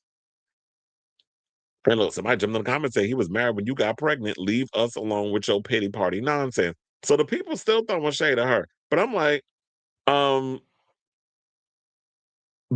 I guess they feel the same way about you that they feel about Alicia Keys. Alicia Keys has still not been able to recover from the fact that she was messing with Swizzy while he was with Mashonda. And so people still dogging her. And that career ain't been the same since she did that. She's still out here, floundering on the hits, looking back on those and throwing those new songs up in there that nobody care about. But, everybody up there Falling and all the other songs that she got, A Woman's Worth, which clearly you don't have that. But she wrote a song about it. Aren't those the biggest hypocrites? The people that always try to come at you with them preachy anthems and don't be practicing what they preach. And funny enough, when that video that I was telling you about, where she was singing Girl on Fire, which, like I said, her voice had been able to hit them notes in years. One person said, "Oh, I know a smoker's voice when I hear one." So clearly there is I believe the girl. I believe that Alicia do smoke. I believe that she's probably vaping or smoking weed or whatever the case is. But my thing is this, because I know I don't know what she should do. I feel like, yeah, make it public, but could she also go before a judge and get them involved? But then again, how would she be able to fight them? Because that's like David and Goliath going at it. Because a lot of times when you're somebody who doesn't have a lot of money, tries to go up against somebody who has a lot of money, apparently money, power, influence corrupts. Power corrupts. What is it? Absolute power corrupts absolutely. So a lot of times when you go in there, you're trying to get a fair trial. What if Mr. Dean and Mrs. Keys go up in there and throw their coins together and tries to buy the judge? Crazier things have happened. So, and where things go in their favor, and now the mother's screwed. I'll say this, I guess at this point, I know you don't want to have to wash your hands of this situation with your kid, but she's almost 18 years old. If the father feel like he could do a better job, and as much as I love my child, you go in and let have. Do what you need to do. Because it's like, I'm not going to sit here and do all the work to raise this child, and then I want her to have time with her father, and then you go over there and you undo all the hard work that I've done because you want to be her friend and not her damn father. And you can't be treating your kids like they're your friends. It's like you raise your crazy ass kids in an unorthodox way. This is not how I'm raising my child, especially when I'm a single mother. You and Alicia raise your kids the way you want to raise them. Do you let little Egypt and the rest of them run around smoking blunts and doing edibles and shit at their age at 11 and what's the other one age? 15? So you let them run around doing whatever the hell they want with no consequence? Now, speaking of the public reaction, some users expressed sympathy and called for a court intervention. One commenter on Lipstick Alley noted, yes, she should take it to court, but also Swizz and Alicia are both richer and more powerful than her. However, others question the wisdom of airing such sensitive family matters publicly. One user commented, trying this in the court of social media will only further alienate her from her daughter. Some skeptics pointed out that marijuana and vaping are legal in some U.S. jurisdictions, but that's great and all, and I did see people saying that in the comments. However, she's not of age. And I don't want my underage child, she's 17 years old, vaping and smoking weed. So I don't give a good goddamn if it's legal. You're not doing that shit in my house. And because this is my house. However you raise your kids, you do it in your house. But when you in my shit, you abide by my rules. And if you don't want to listen, hope you got a good job and you able to afford your own apartment, because you're not going to be doing that shit up in here. And that's the way I see it. So I don't know what she's doing at this point. It's like, yeah, I do feel a way about the whole court of public opinion thing, like putting on social media and trying to get people to jump into your little situation, like inviting all of us in the group chat. I don't know if that's a good idea, but what else can you do? So I said take it to court, but if she ain't got the coins, then I guess this is it. And I don't know what the girl looked like. Maybe that's a good thing because she's a minor. But anyway, so yeah, that's the team on that.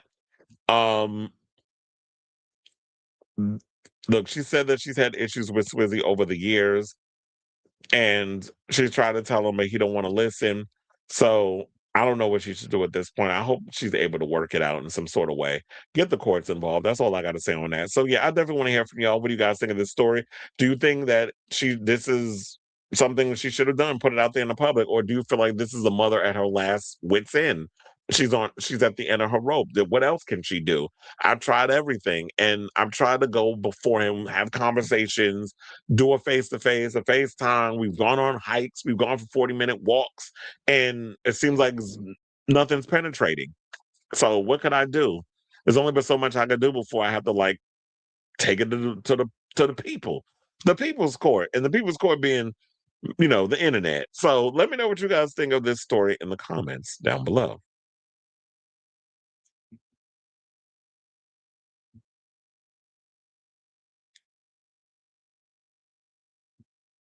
He's like, I'm going too far.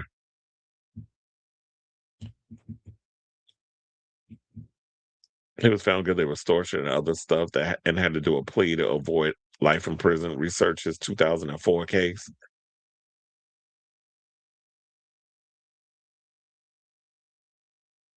Oh, another thing too. Shout out to Marilyn Monroe. She turned 100 years old. She got the LeAnn Rimes treatment.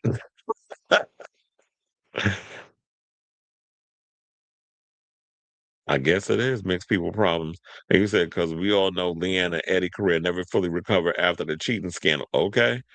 And then you got Brandy Glanville out here looking a mess. And you said they dragged the shit out of LeAnn Rimes, even calling her a baboon when she's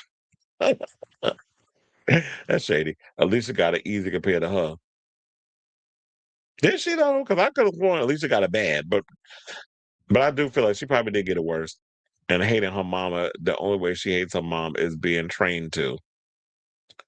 Could be.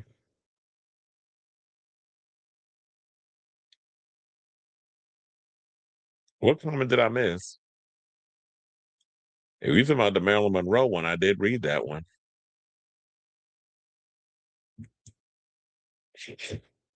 Okay, y'all. So now let's see where we going. Okay, so he said she better act now because when she turned 18, it's too late as far as the court's concerned. Like, when did she turn 17? Is it like recently or taking time? And I want to know, how long has she been vaping? How long has she been vaping? Like, how long have you been out here smoking? How long have you been doing the edibles? And when did they introduce you to all of that? Well, you was talking about the whole Timothée Chalamet thing? I mean, I read that also. The last story I read before I went to the next topic was this one.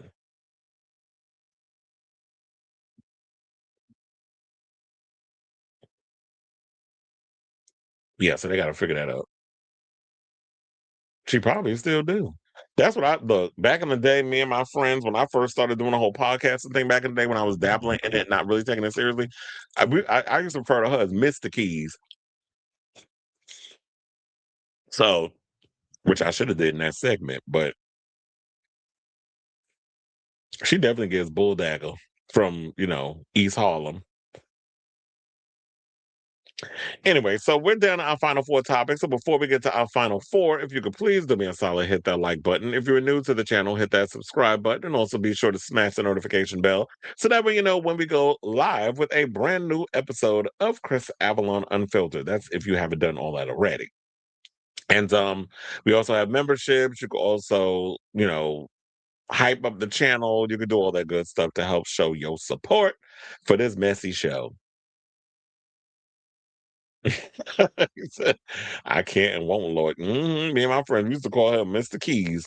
Shout out to my friend Jennifer, because she was the one that started that, so I took it from her. But anyway, so without further ado, let's get into some reality TV news. So it looks like Kenya Moore, Tamar, Braxton, and Kim Zolciak might be having a new gig. That's if you believe these stories are floating around from the likes of That Grape Juice, the Jasmine brand, and I think even Reality Tea reported on it. So from multiple blogs.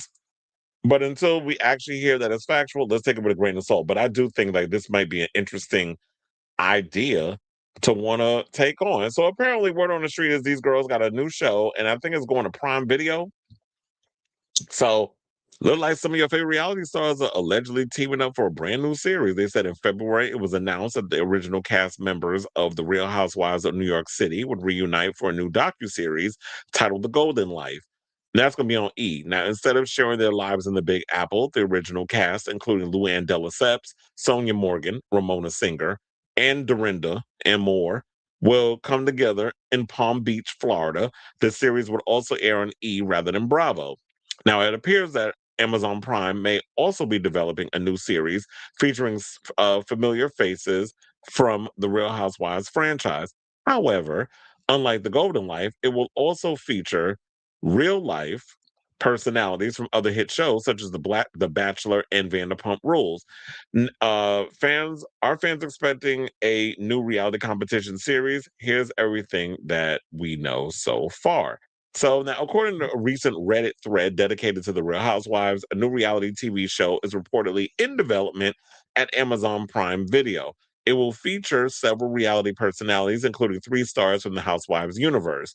Those housewives rumored to be involved include Margaret Josephs from the Real Housewives of New Jersey, along with former Real Housewives of Atlanta stars Kenya Moore and Kim Zolciak, which would be interesting because remember when we watched The Housewives, Kim and Kenya did not necessarily get along. So it'll be interesting to see how these two ladies interact on this show. I honestly think they need to bring Kim, and I know this is not a popular opinion because Onyx don't particularly care for her friend to the show, but Kenya I think needs to come back to the Housewives of Atlanta.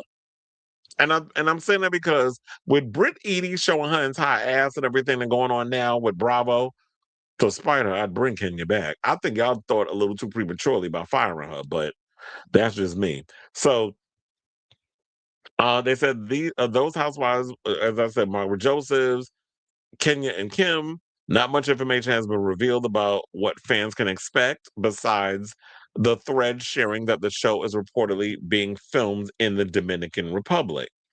However, the thread suggests it could potentially be a competition-style reality show, which would make sense given the cast includes personalities from several different hit TV franchises and women of all ages. If that's the case, it could draw comparisons to House of Villains or even The Traitors, both shows that bring together reality stars from various shows to live under one roof and compete for a cash prize. So some of the people that they have up in here is Tamar, Kim, Kenya, Margaret, Christine from Selling Sunset, Brittany from Vanderpump Rules, Caitlin from Bachelor Nation. Never watched that show. Some of these I'm trying to read, but I can't. Okay, I had to make it bigger. Jen from Bachelor Nation. Not Hilaria Baldwin. Ew. Not Alec Baldwin's wife. Don't we not? I thought we didn't. We weren't really featuring the Baldwins. Especially since he accidentally killed somebody on a movie set. So we got Hilaria Baldwin, allegedly, and then we got 2 of the Chrisleys, Julie Chrisley and Savannah. I ain't watching this shit. No shade, but I'm not watching this shit. I don't care about the Chrisleys. I never particularly care for him. For them, Savannah's an idiot. We already saw how dumb. I don't know who's dumber, her, Elizabeth Hassel Snatch. Them 2 morons over there on The View when Alyssa was on maternity leave. I don't particularly care, so I don't know if I'll be watching. The only reasons why I would watch is because of. Well, I do like Christine Quinn from Selling Sunset. Tamar is an acquired taste. She gets on my root canal nerve, but for TV, I would actually watch her because she's entertaining. Kim Zolciak, just to see what she's been up to. I mean, we know what she's been up to, but to see how she plays in this space because we know she needs the money. Kenya definitely needs a little resurgence in her career, and Margaret's always good TV. So, what the article says, the rumored cast of some new Amazon Prime show filming in DR. They said not sure if it's a competition show or not, so I'm not making a full post on it yet. But articles describe it as a take on Ultimate Girls Trip. I don't know much else about it. First of all, I don't understand how y'all out here ripping off something that Andy Cohen has going on with his own thing. It's like I understand, like a lot of y'all wanted your own versions of the Housewives and stuff, but be a little more original with y'all situation.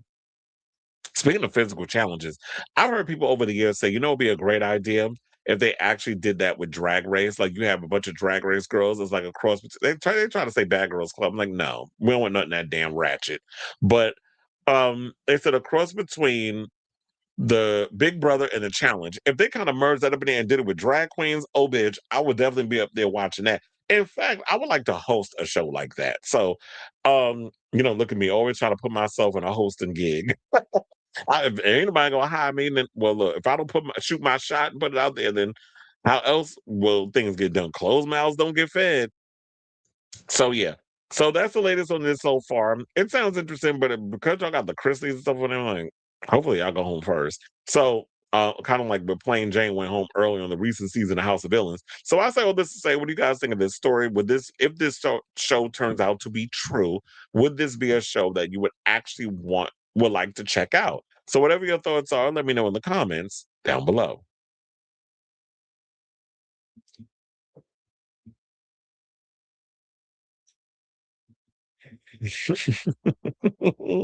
Oh, she definitely throws on the strap. Or as 50 Cent would say, she gets the strap. Kenya Moore could pay all those. Oh yeah, because you're talking about the whole the salon situation. For coming back to Atlanta, the whole cast is a bunch of chops. Yeah, they're all like bottom of the barrel. I was introduced to vaping cartridges through friends in middle school, and then it spiked when when I was flinging around with that one guy who got it in a car wreck. Well, I'm glad you are. You saw the light. But no, but yeah, that's another thing too, because I do agree with that. That a lot of it is kids are getting introduced to the vaping and stuff. I don't know how they're getting their hands on it, but the kids are the ones that's doing the vaping, get introduced into vaping. Because here's the thing, my sister works in a high school, and she was telling me that yeah, the kids be vaping in the schools, and then they take the cartridges, and instead of throwing them in the garbage, they dumbasses flush them.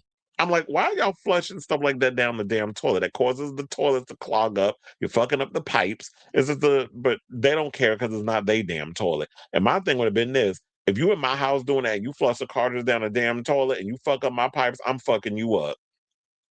And that's where I'm gonna leave it. William Orbiter admitted he and Madonna ain't close. Thing in your inbox. He admits the criticism he did during the MDNA era pissed her off, but he said, I didn't lie. She didn't need to do the line with Lourdes and direct a movie. Well, haven't we always said that the problem with Madonna is that she wants people around her to kiss her ass? I don't want that. Like, truly, my thing is, I always want people that's going to tell me the truth. Like one of my closest friends, we've always butted heads to a point we wasn't talking for years. But then we came back into each other's lives, and it was one of my industry friends. And one of the things I've always admired about our friendship is that he doesn't mince words when he has to tell me the truth about stuff, especially when it comes to ideas of things going on in my career and stuff. So he'll give me some real staunch advice, and those are the type of people like I take it, I drink it in a little bit. It stings in the beginning. I'll be ready to fight. But then I got to remind myself, you know what? Maybe he's got a point. And let me look at your point of view because of maturity. So I look at that. I was like, you know what? You was actually right about that. And that makes, there's an understanding there. So I don't want people around me that's a yes person. And then you end up with, mediocre ass music. But he's right. The music definitely needed her during the MDNA era. I definitely saw about that's the album when she started following the trends instead of setting them.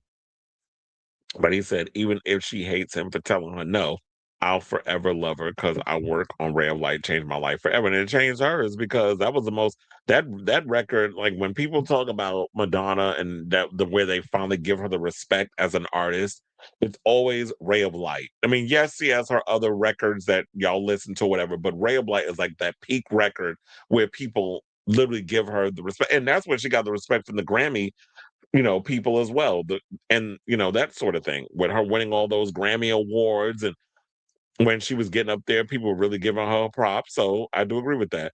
He said, reminds me of when Apex Twin was approached about working with Danta, and he declined and started reading her along the line of her entire career is working with people who make her look.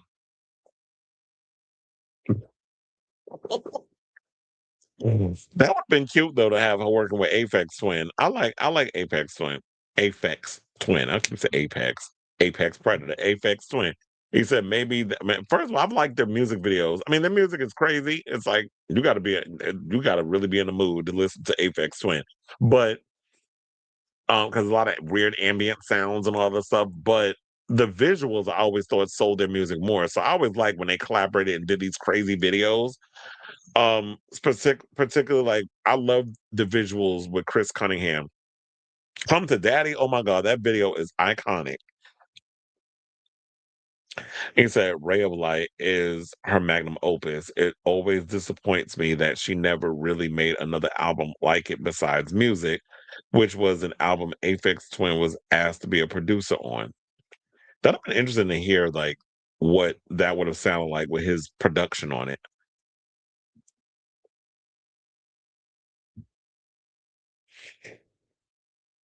All right now.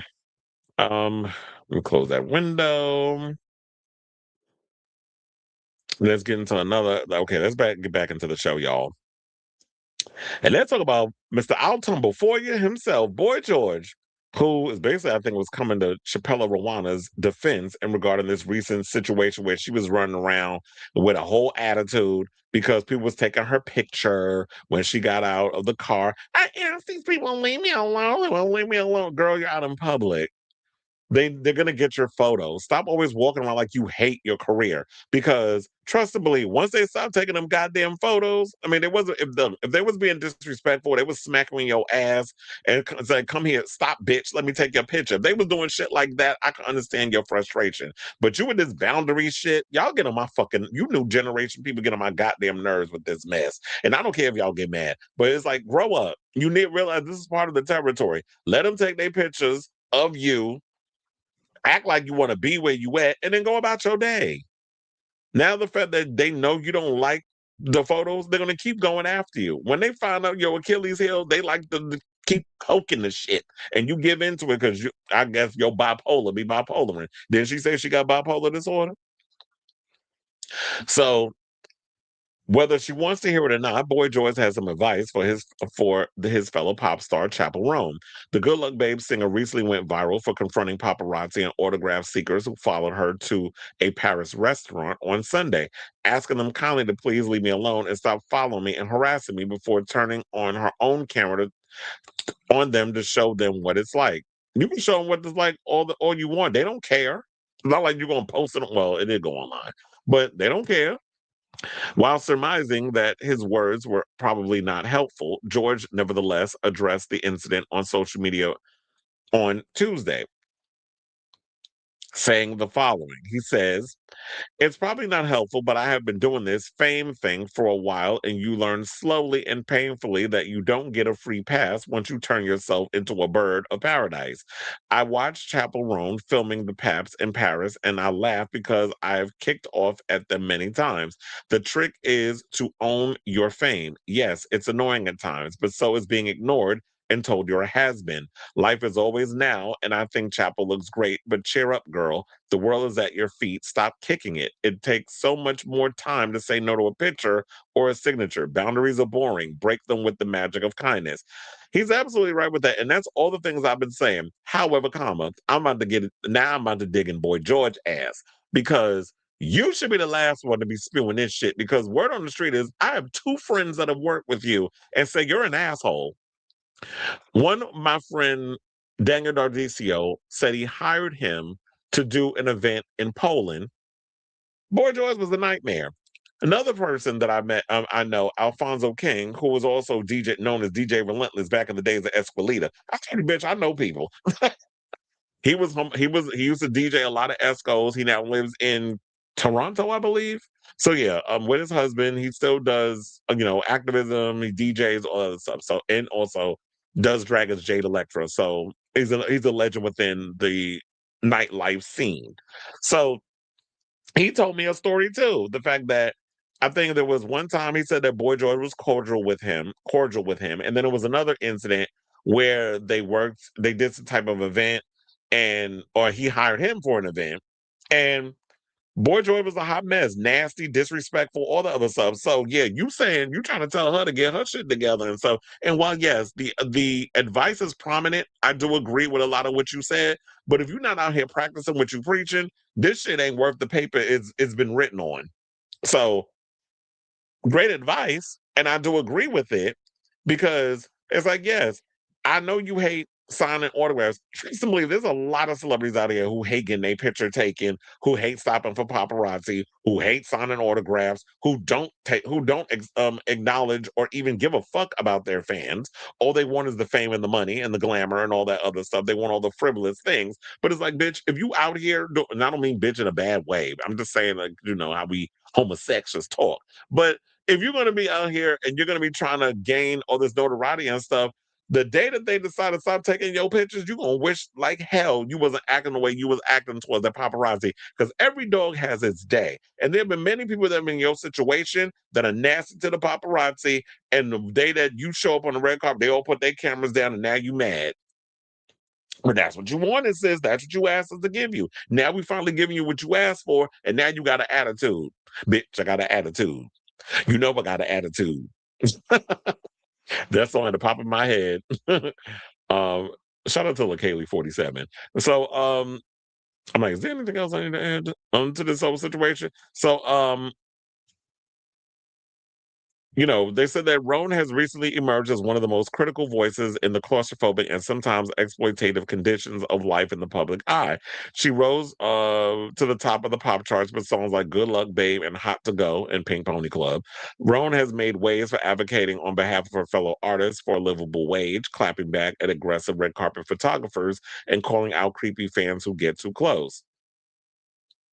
As he pointed out, George is no stranger to fame, having released 19 studio albums as part of the band Culture Club and solo since 1987. He also launched a parallel career in reality TV in the mid-2010s, appearing as a judge, contestant, and guest star on series like Project Runway, All Stars, I'm a Celebrity, Get Me Out of Here, and The New Celebrity Apprentice.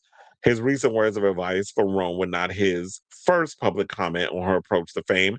Last year, George remarked that he was watching this thing the other day with Roan saying she won't have photos with fans. I went through periods like that, but now I never ever say no to a photograph unless I'm on the toilet. He said, what is the point of doing this unless you absolutely love it? And that's why I said, like, girl, if you hate fame so much, quit. Because you seem like you don't like it. There are so many people that would kill to be in your position right now in regards of having a successful singing career, having adoring fans, literally eating out of the palm of your hand. Taylor Swift would never. So whether or not she genuinely loves her fans, I don't know. I'm not inside her brain, but at least she fakes it. If it's true or not, she's out there showing that she loves her fans, and she goes above and beyond for her fans, baking them cookies and all kinds of other stuff. You out here just all you giving your fans is shade. I'm so glad I'm not a fan. I mean, I like some of her songs, but I'm not a fan of her, especially with, I can't stand a bitch with an attitude. So I say all this to say, what do you guys think of this story regarding what Boy George had to say? I pretty much said what I said in regards to the tea that I had on Boy George. Great advice. I don't know if I should be hearing it from you, though, knowing some of the things I've known about you behind the scenes, working with certain celebrities and being in certain celebrity circles. So let me know what you guys think of this story in the comments down below.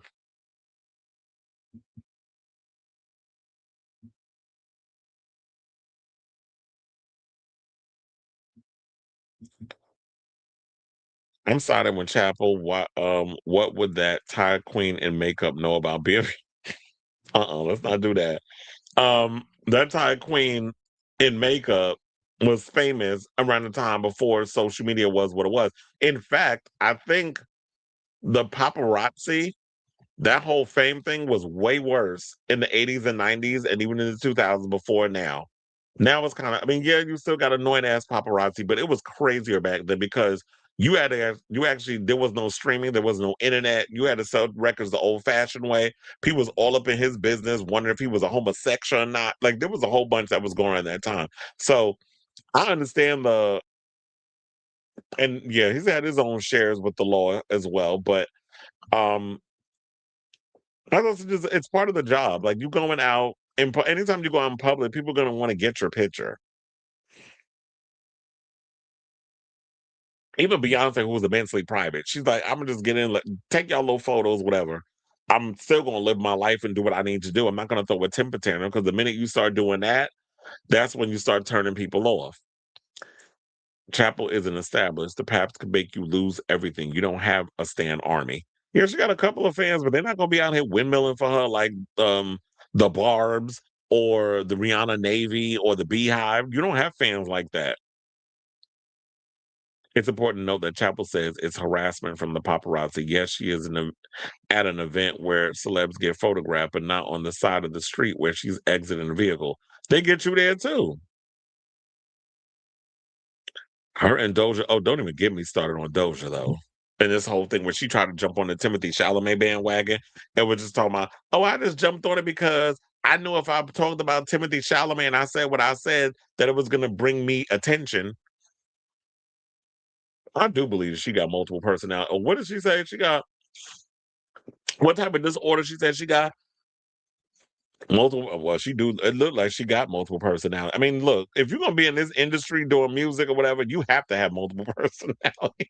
I think a lot of us in entertainment are just crazy. You got to be a special kind of crazy to be able to come up with the shit we come up with.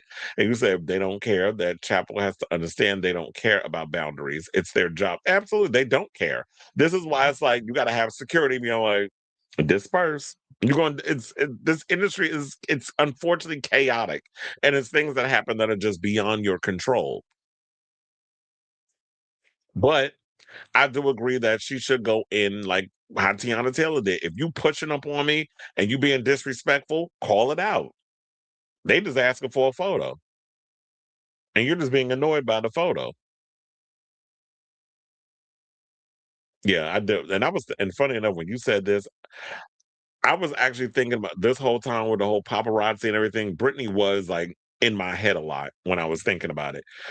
Doja Cat is one album away from being a. Yeah, because I've been going through this debate with a friend of mine with the Doja stuff. And I think we were trying to figure out like what is it about Doja that's just not resonating with people. I mean, I think y'all would go see her in an arena tour, right? Like y'all go see her tours or whatever, but I don't know if y'all will support her music. But there's just something about I don't know. I think maybe because of the way she comes at her fans sometimes, the way she treats her fans sometimes, it's pretty much rubbed a lot of y'all the wrong way. So people are turned off by it. But yeah, y'all paid this new album dust. Y'all did not care. We said Doja and said she got borderline. Oh, thank you. I knew it was something. Borderline personality disorder. That explains her constant outbursts of anger and lashing out on her fans. And they got medication for that. But some people feel like, oh, if I take medication, it'll stifle my creativity. Not you saying clock it. What about Tobey Maguire and the paparazzi? Princess Diana, you will never see. Well, no, look, now that's why I said that when you take it too far, where somebody is driving and you literally run them off the road, I feel like that is insane. When they were doing a lot of that stuff back in the day, that's crazy. If I'm coming out and I'm going into a restaurant, you want to take my picture, whatever. But if you're doing something and you're putting my life in danger, it's going to be a problem. So there's levels to it. I'm not saying that we should just accept all of what paparazzi does to celebrities, that we should just take it.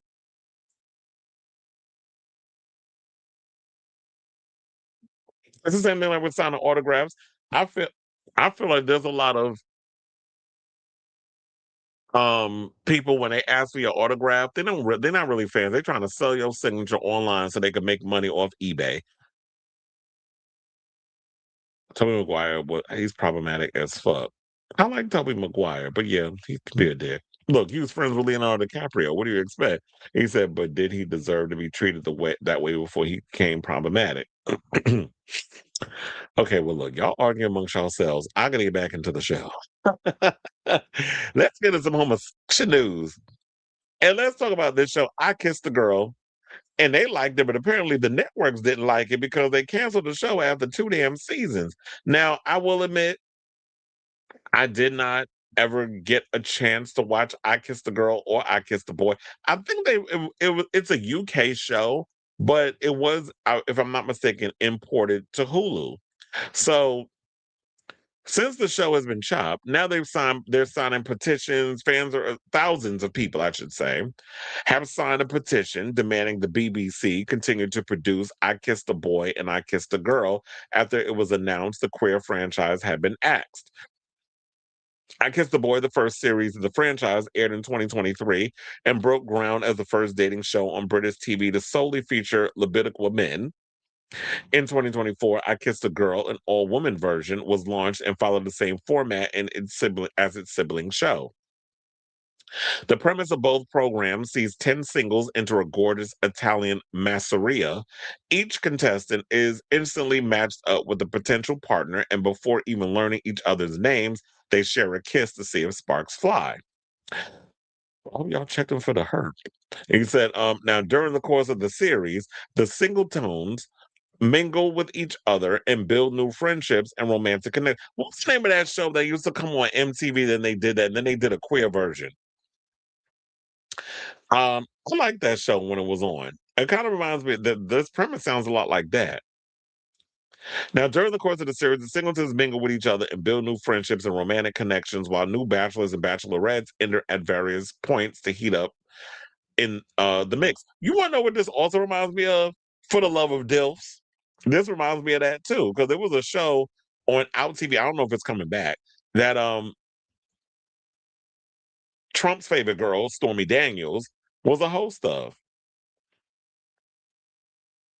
And they had and basically they were on there, like they would match them up with each other, a DILF with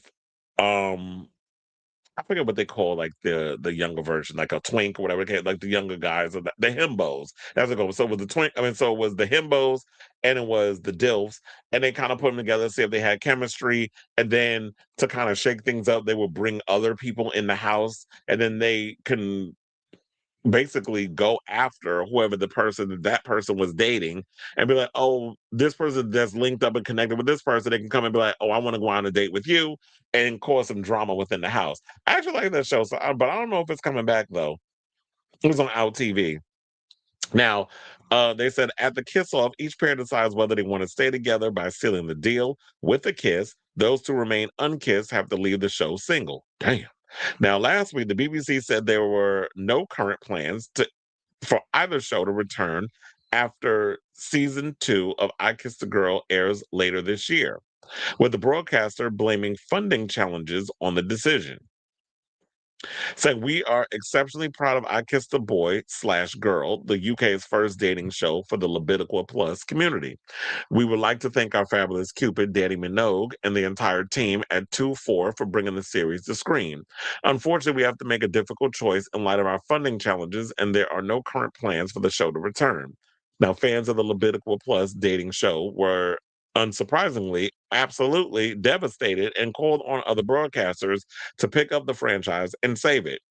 Now, pop star, homosexual icon, and host Danny Minogue lamented the show's loss and saying being involved in it was the most special experience, while ICAG contestant Amy Spaulding said she was devastated but unsurprised. Who's surprised? Queer storylines and queer stories are being sidelined again while straight storylines blossom in their thousands, Spaulding said. Now, since the news broke, a petition, which is nearly 9,000 signatures, has been launched aimed at convincing TV bosses both shows are worth saving given the importance they hold for the Levitical Plus community. Well, they said they have nearly 9,000 signatures. I'm going to actually go, okay, because now the signatures, they got 9,350. Because I had to go over to the change.org website and see how many they got so far.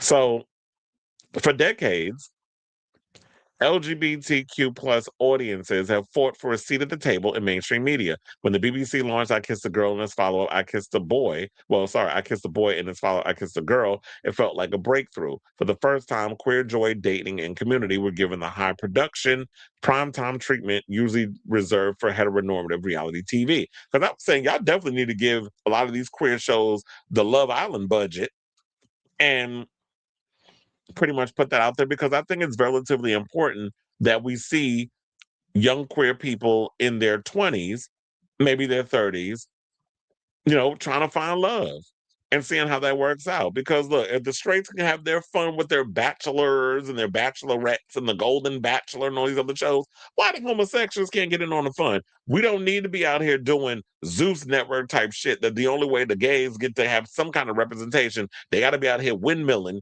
and not connecting with the fist during the windmilling, or it got to be stupid shit like pop the balloon. This is at least something that is showcasing love and romance and wanting to find love and, of course, drama ensuing.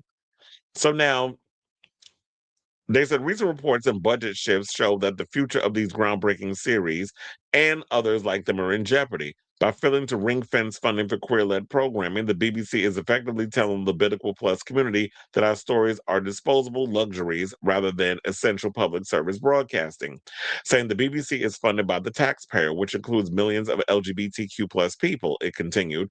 Under its royal charter, the BBC has a duty to reflect the diversity of the UK, adding the show is a vital lifeline for queer people in isolated or rural areas, and representation shouldn't be the first thing on the chopping block when budgets get tight.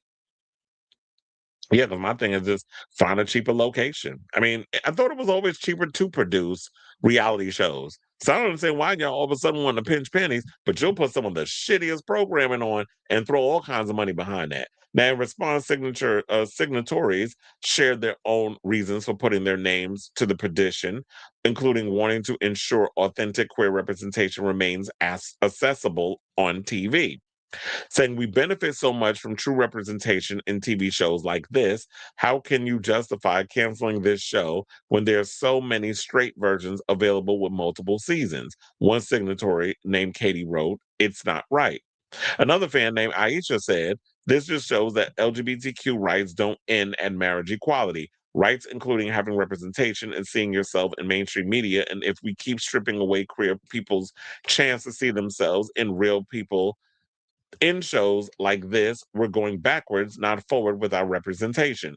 That's why we need I Kissed a Girl / Boy and other shows like this. If there is a budget to fund season after season for straight dating shows like Love Island, why is there not a budget for queer dating shows too?" And then you got shows like RuPaul's Drag Race that has to, in order for us to even get those type of shows, they got to do a drag queen snatch game equivalent of Love Island. So we definitely need those. We definitely need the representation out there, even if we're not going to get it scripted.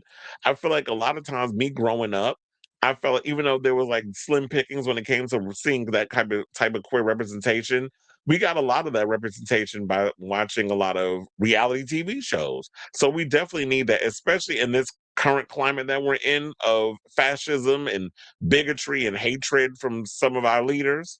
I don't know how they're, I mean, if that may be the same case over in the UK, but I feel like a lot of our programming is in jeopardy over in the US as well. So people, you know, people just want to be seen at the end of the day. That's all they want. Is they want to be able, they want to be seen. They want to be able to see a show that we're comfortable watching and can see themselves represented in some sort of light. So we got to stop trying to kowtow to these people and really fight to get these type of shows to continue on the air. So this is unfortunate that shows like this is getting canceled and we're not seeing enough representation from queer people. We just did a story the other day in regards of the amount of shows that are coming that show any kind of queer representation, whether in scripted or non-scripted, is starting to be diluted. So hopefully things get better down the line sooner rather than later. So I say all this to say, what do you guys think of this story regarding this show, I Kissed the Boy, I Kissed the Girl? Whether or not you watched or whatever, I always feel like, look, representation matters, and y'all should not be trying to cut budgets on shows that have cultural impacts, but yet you're continuing to put money behind BS. So let me know what you guys think of this story in the comments down below.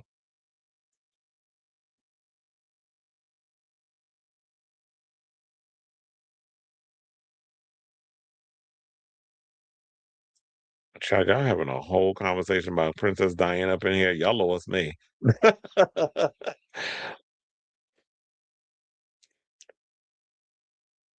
No, not Shot of Love with Taylor Tequila. I remember that show, Chair. Wait, hold on. I gotta look it up. Um,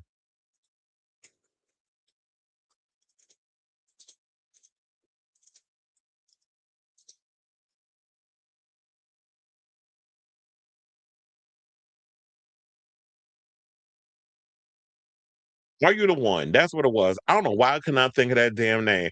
Because I was like, I had to put a dating show on MTV that was one season where they had a queer cast.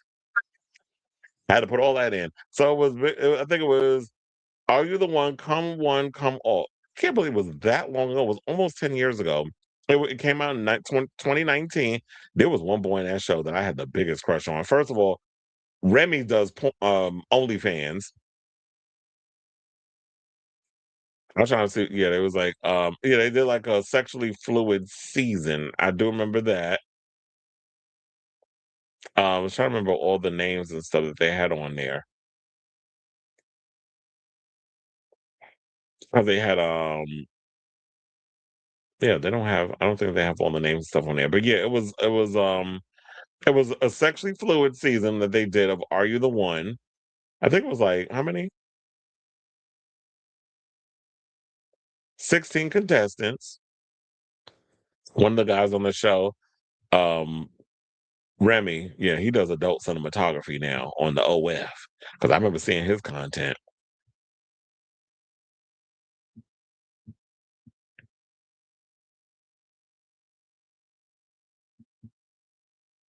I love this generational conversation we're having on the ethics of paparazzi. It's still F the paparazzi for me for what they did to Britney and what they. Yeah, look, I agree with you on that, but you said I guess I don't have sympathy because it's part of the culture. I'm like, if Chappell don't want to deal with Paps and TMZ, then go back to being a waitress. TMZ get on my damn nerves though. But unfortunately, yes. You get to enjoy the perks of being a celebrity, but it also has its dark side, and the dark side is the paparazzi. You just got to figure out how to navigate through all of that. But they know that it gets under your skin, so they're going to continue to come at you in that way. I always say, you put what you put out, you get back. So even if I can't stand these fucking paparazzi people, I'll just put my shades on, roll my eyes behind the lens, the dark lens that y'all can't see me rolling my eyes to the point they get stuck up at the top of my head and I can see my brain, and let them take their pictures and I go on. I'm like, okay, you got your pictures. Now leave me the fuck alone. I don't need you watching me while I'm eating. There's that. So, okay, y'all. So now let's get to our final topic. And unfortunately, we got some sad news. I mean, it's not like she passed, but we got to get in some tea about Miss PorkChop, the world's first ever eliminated drag race queen. So apparently she had gotten hospitalized after eating a burger, which I was like, when I read this, I'm like, wait, are they for real or is this something straight out the onion? So according to Entertainment Weekly, in a handwritten message shared earlier this week by Drag Race production company World of Wonder and addressed only to Theron, likely meaning longtime show producer Theron Smothers, who I remember hearing legendary stories about Theron from Willem. PorkChop's team reported that the performer has experienced a serious health setback and was hospitalized after eating a hamburger from a major grocery chain and is now facing a number of ongoing medical challenges. So does that mean that they had food poisoning? Because that's what this sounds like. The note explained that shortly after eating the hamburger, he started vomiting, had diarrhea, and was severely dehydrated. Well, yeah, that's because when you constantly releasing fluids from your body, you got to keep putting fluids in. And if they keep coming out, you're going to dehydrate the body because the body is mostly made up of water. So They said this lasted 72 hours. 911 was called and he was immediately transported to the hospital via ambulance. And so you got to hook him up to IV so that way you're getting the fluids in and all that stuff. Now, poor child was reportedly admitted to the hospital for 1 week after the incident, where he was pumped with antibiotics and given physical therapy while doctors ran multiple tests before he was diagnosed with 4 separate medical conditions: atrial fibrillation, an irregular heartbeat, acute kidney injury, hyponatremia due to intestinal infection, and hypertension. Jesus, what was in that burger? The note added that PorkChop is bedbound for the next 14 to 21 days with a visiting nurse and a physical therapist required for his care, and that he expected to make a full recovery after treatment. As he works towards recovery, his immediate needs that would be greatly improve his quality of life would be a motorized scooter to help him get around. Oh, I would love a motor scooter. And assistance with personal 24-hour security would be deeply appreciated. One note continued, also encouraging fans to support the OG Drag Race legend, saying, quote, sometimes a small act of kindness can make a meaningful difference to someone who has spent so many years bringing joy to others. The note concluded, we hope the community will keep PorkChop in their thoughts and consider lending support in whatever way they may be alone. World of Wonders post then pointed fans to a GoFundMe page collecting donations for PorkChop, which as of Saturday afternoon had raised $4,200. Drag Race Queens listed in the donations section include season 6 winner Bianca Del Rio and season 18 queen Didi Fuego, while World of Wonder is listed as a $1,500 donor. Now, Entertainment Weekly has reached out to a rep for PorkChop for more information. Now, in addition to making Drag Race history as season 1's first eliminated queen in 2009, PorkChop has made subsequent appearances in the past. The performer's name also inspired the infamous PorkChop loading dock portion in season 13, in which the cast split into 2 different teams, the winners and losers of cast-wide lip-sync gauntlet before the main competition began. So, PorkChop, even though she was the first one going, she has been a prominent face within the franchise. Like, they bring her back every now and again. Now, PorkChop also starred in the 2021 television comedy The Bitch Who Stole Christmas, playing an elderly man married to fellow Drag Race alum James Mansfield's cutthroat housewife, with the couple attempting to maintain their ruthless reign over the Christmas pageant of the small fictional town of Tuckahoe. They didn't have to pitch it. As soon as they told me I wanted to do it, this is what PorkChop told EW in making the movie, which also stars RuPaul at the time. From the description of the character, I knew what I wanted to do with it. I immediately thought, yes, I don't have to get in drag and I get to be comfortable. I was able to show off and I was able, what I was able to do as a guy, not in drag. So, um, I was trying to say, because I don't have an actual link to the GoFundMe or whatever, but I did see that there were like the handwritten note or whatever. Now somebody's saying, baby, couldn't y'all just buy her a scooter? She practically helped launch the franchise. Another person said, how about your company donating instead of fans? Another person said, fulfill that GoFundMe. Wow, don't be oh, look, and the funny thing was, I was thinking it. It's like, wait a minute. What the money? Y'all got so much goddamn money over there with all the stuff y'all producing. You could pretty much just give a damn motor scooter to her instead of asking us to dig in our wallets to help our PorkChop.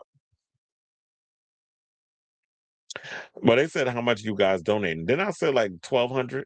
They said you should leave with that, seeing as how these queens are responsible for where you are. Well, we're the one, the production company, been around for a long time, but yes, um, Drag Race is the face that launched 1,000 ships. So I definitely get what everybody is saying, but the people are eating them up in the comments.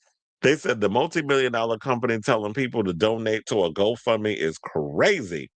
Another person said, soaking clock, said this is actually insulting considering how much Rue has used Victor throughout the series as a staple character and running joke. In a sense, I've seen McDonald's employees pull their money together to get their coworker a car. Be so for real, DPMO. Child. They are going in. Another person said, respectfully, how about shut the hell up and spend some of your millions to give the guy a scooter? Literally $1 million company right here begging us, the poor and hungry, and in the middle of a war, our taxes are funding against our will, asking us to buy PorkChop a scooter. Are you, what? Scooter? I don't know. I had that Nene Leaks moment. They said, are we slow or are we stupid? This is like when celebrities make GoFundMes. Y'all cared enough to repost, so you care enough to buy it. We're the one that loves to make RIP posts, but when they actually are here, you don't seem to do a whole lot to support them and love them outside of using them to make your own shows money.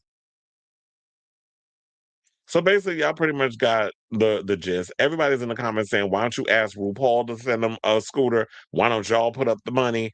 And look, I agree. I'm sitting there like, y'all got all this money. If you want to help donate and let people be like, okay, so y'all want to donate to the GoFundMe and help out or whatever, then I will put the GoFundMe out there for that. But as far as like a scooter and other type of needs, y'all could probably get one donated. With all the sponsors that y'all have over at Drag Race, y'all can get PorkChop a damn scooter. So I do agree with them on that. But unfortunately, I get well. Hopefully everything works out. But I do agree with a lot of people in the comments what they said, because World of Wonder, y'all are diabolical with that ask. So I say all this to say, what do you guys think of this story regarding PorkChop being hospitalized over eating a burger? I just want to know what was in that damn burger that all of a sudden you wound up getting sick. Or was this some preconceived conditions that you wasn't aware of that finally just reared its ugly head after you bit into that sandwich? So let me know what you guys think of this story in the comments down below.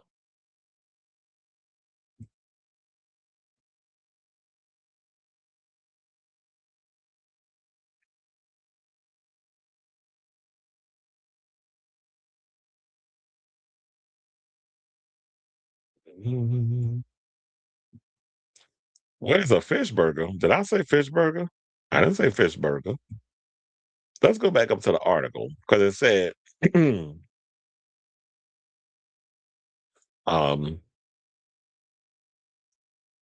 they experienced a serious health setback and was hospitalized after eating a hamburger from a major grocery chain and is now facing a number of ongoing medical challenges. They said that shortly after eating the hamburger, he started vomiting, had diarrhea, and was severely dehydrated, and it lasted 72 hours. So basically, Miss Thing was out here, ate something, and then ended up getting sick. I do medium well. I like a little pink in my burger, but not to the point where it's raw. Then all I hear is Gordon Ramsay, it's raw. Speaking of which, I need to watch that new food competition series with Padma Lakshmi that's on Paramount Plus and CBS. Haven't gotten around to watching that yet. Newsom dragged Trump and said, when I become, of course. We said from the beginning, Newsom wants to be president. I won't be voting for him. Commercials during sports is banned. Halftime is extended to a 2-hour NFL concert. Commercials banned during Housewives. And each episode, or now he just gonna be annoying, 5 hours long. Ticketmaster is banned. Healthcare is free. Religion will be banned, and abortion is federal law. It's in your inbox. He's stealing every progressive talking point, and it might help him.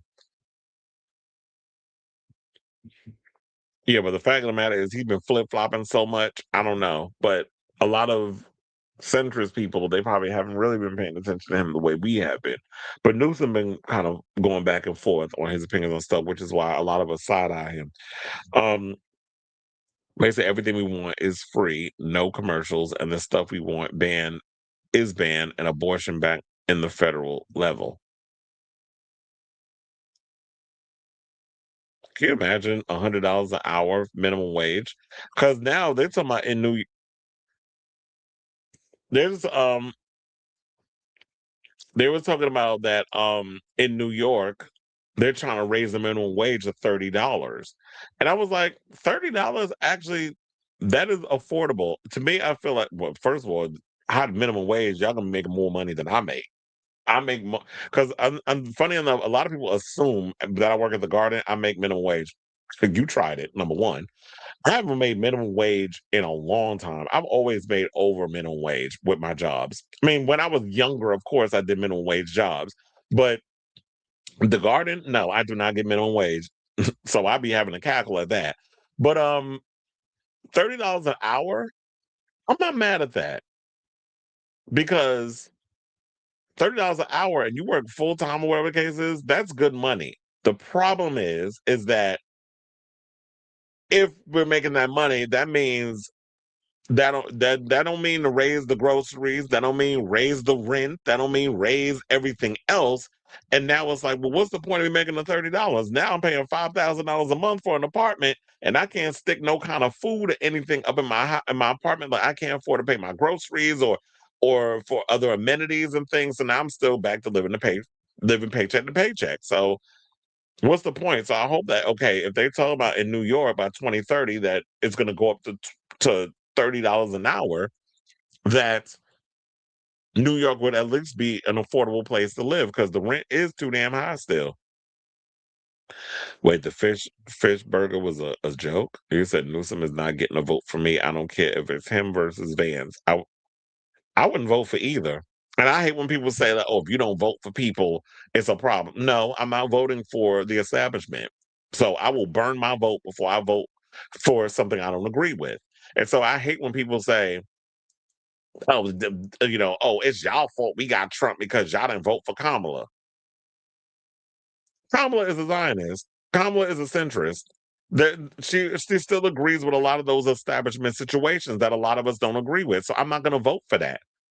And then y'all want to blame Jill Stein. Oh, she's a thorn in the ass. No, that's a talking point. Where it's like, oh, if somebody comes in the middle on the other side, like what's the word? Like an independent or whatever.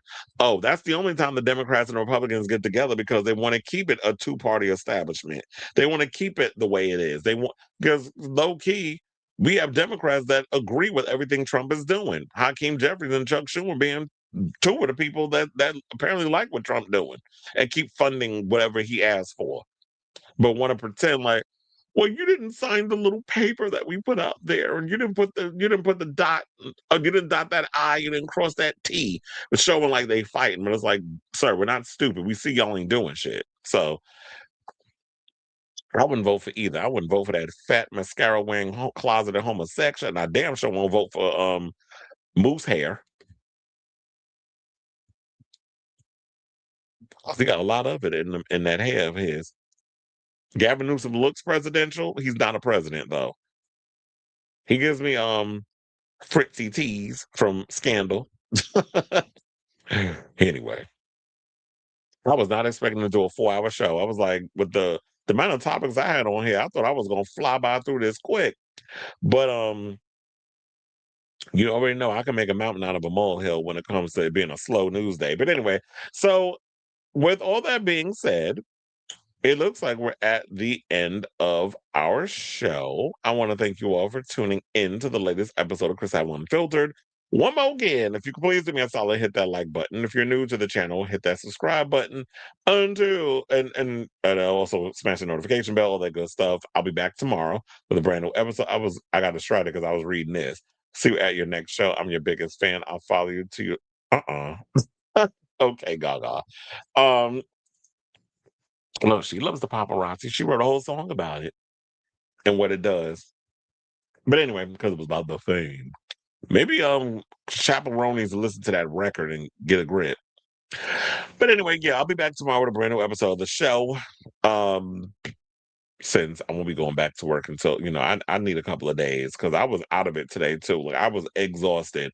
And I was like, I definitely needed to take some time or whatever the case is. But yeah.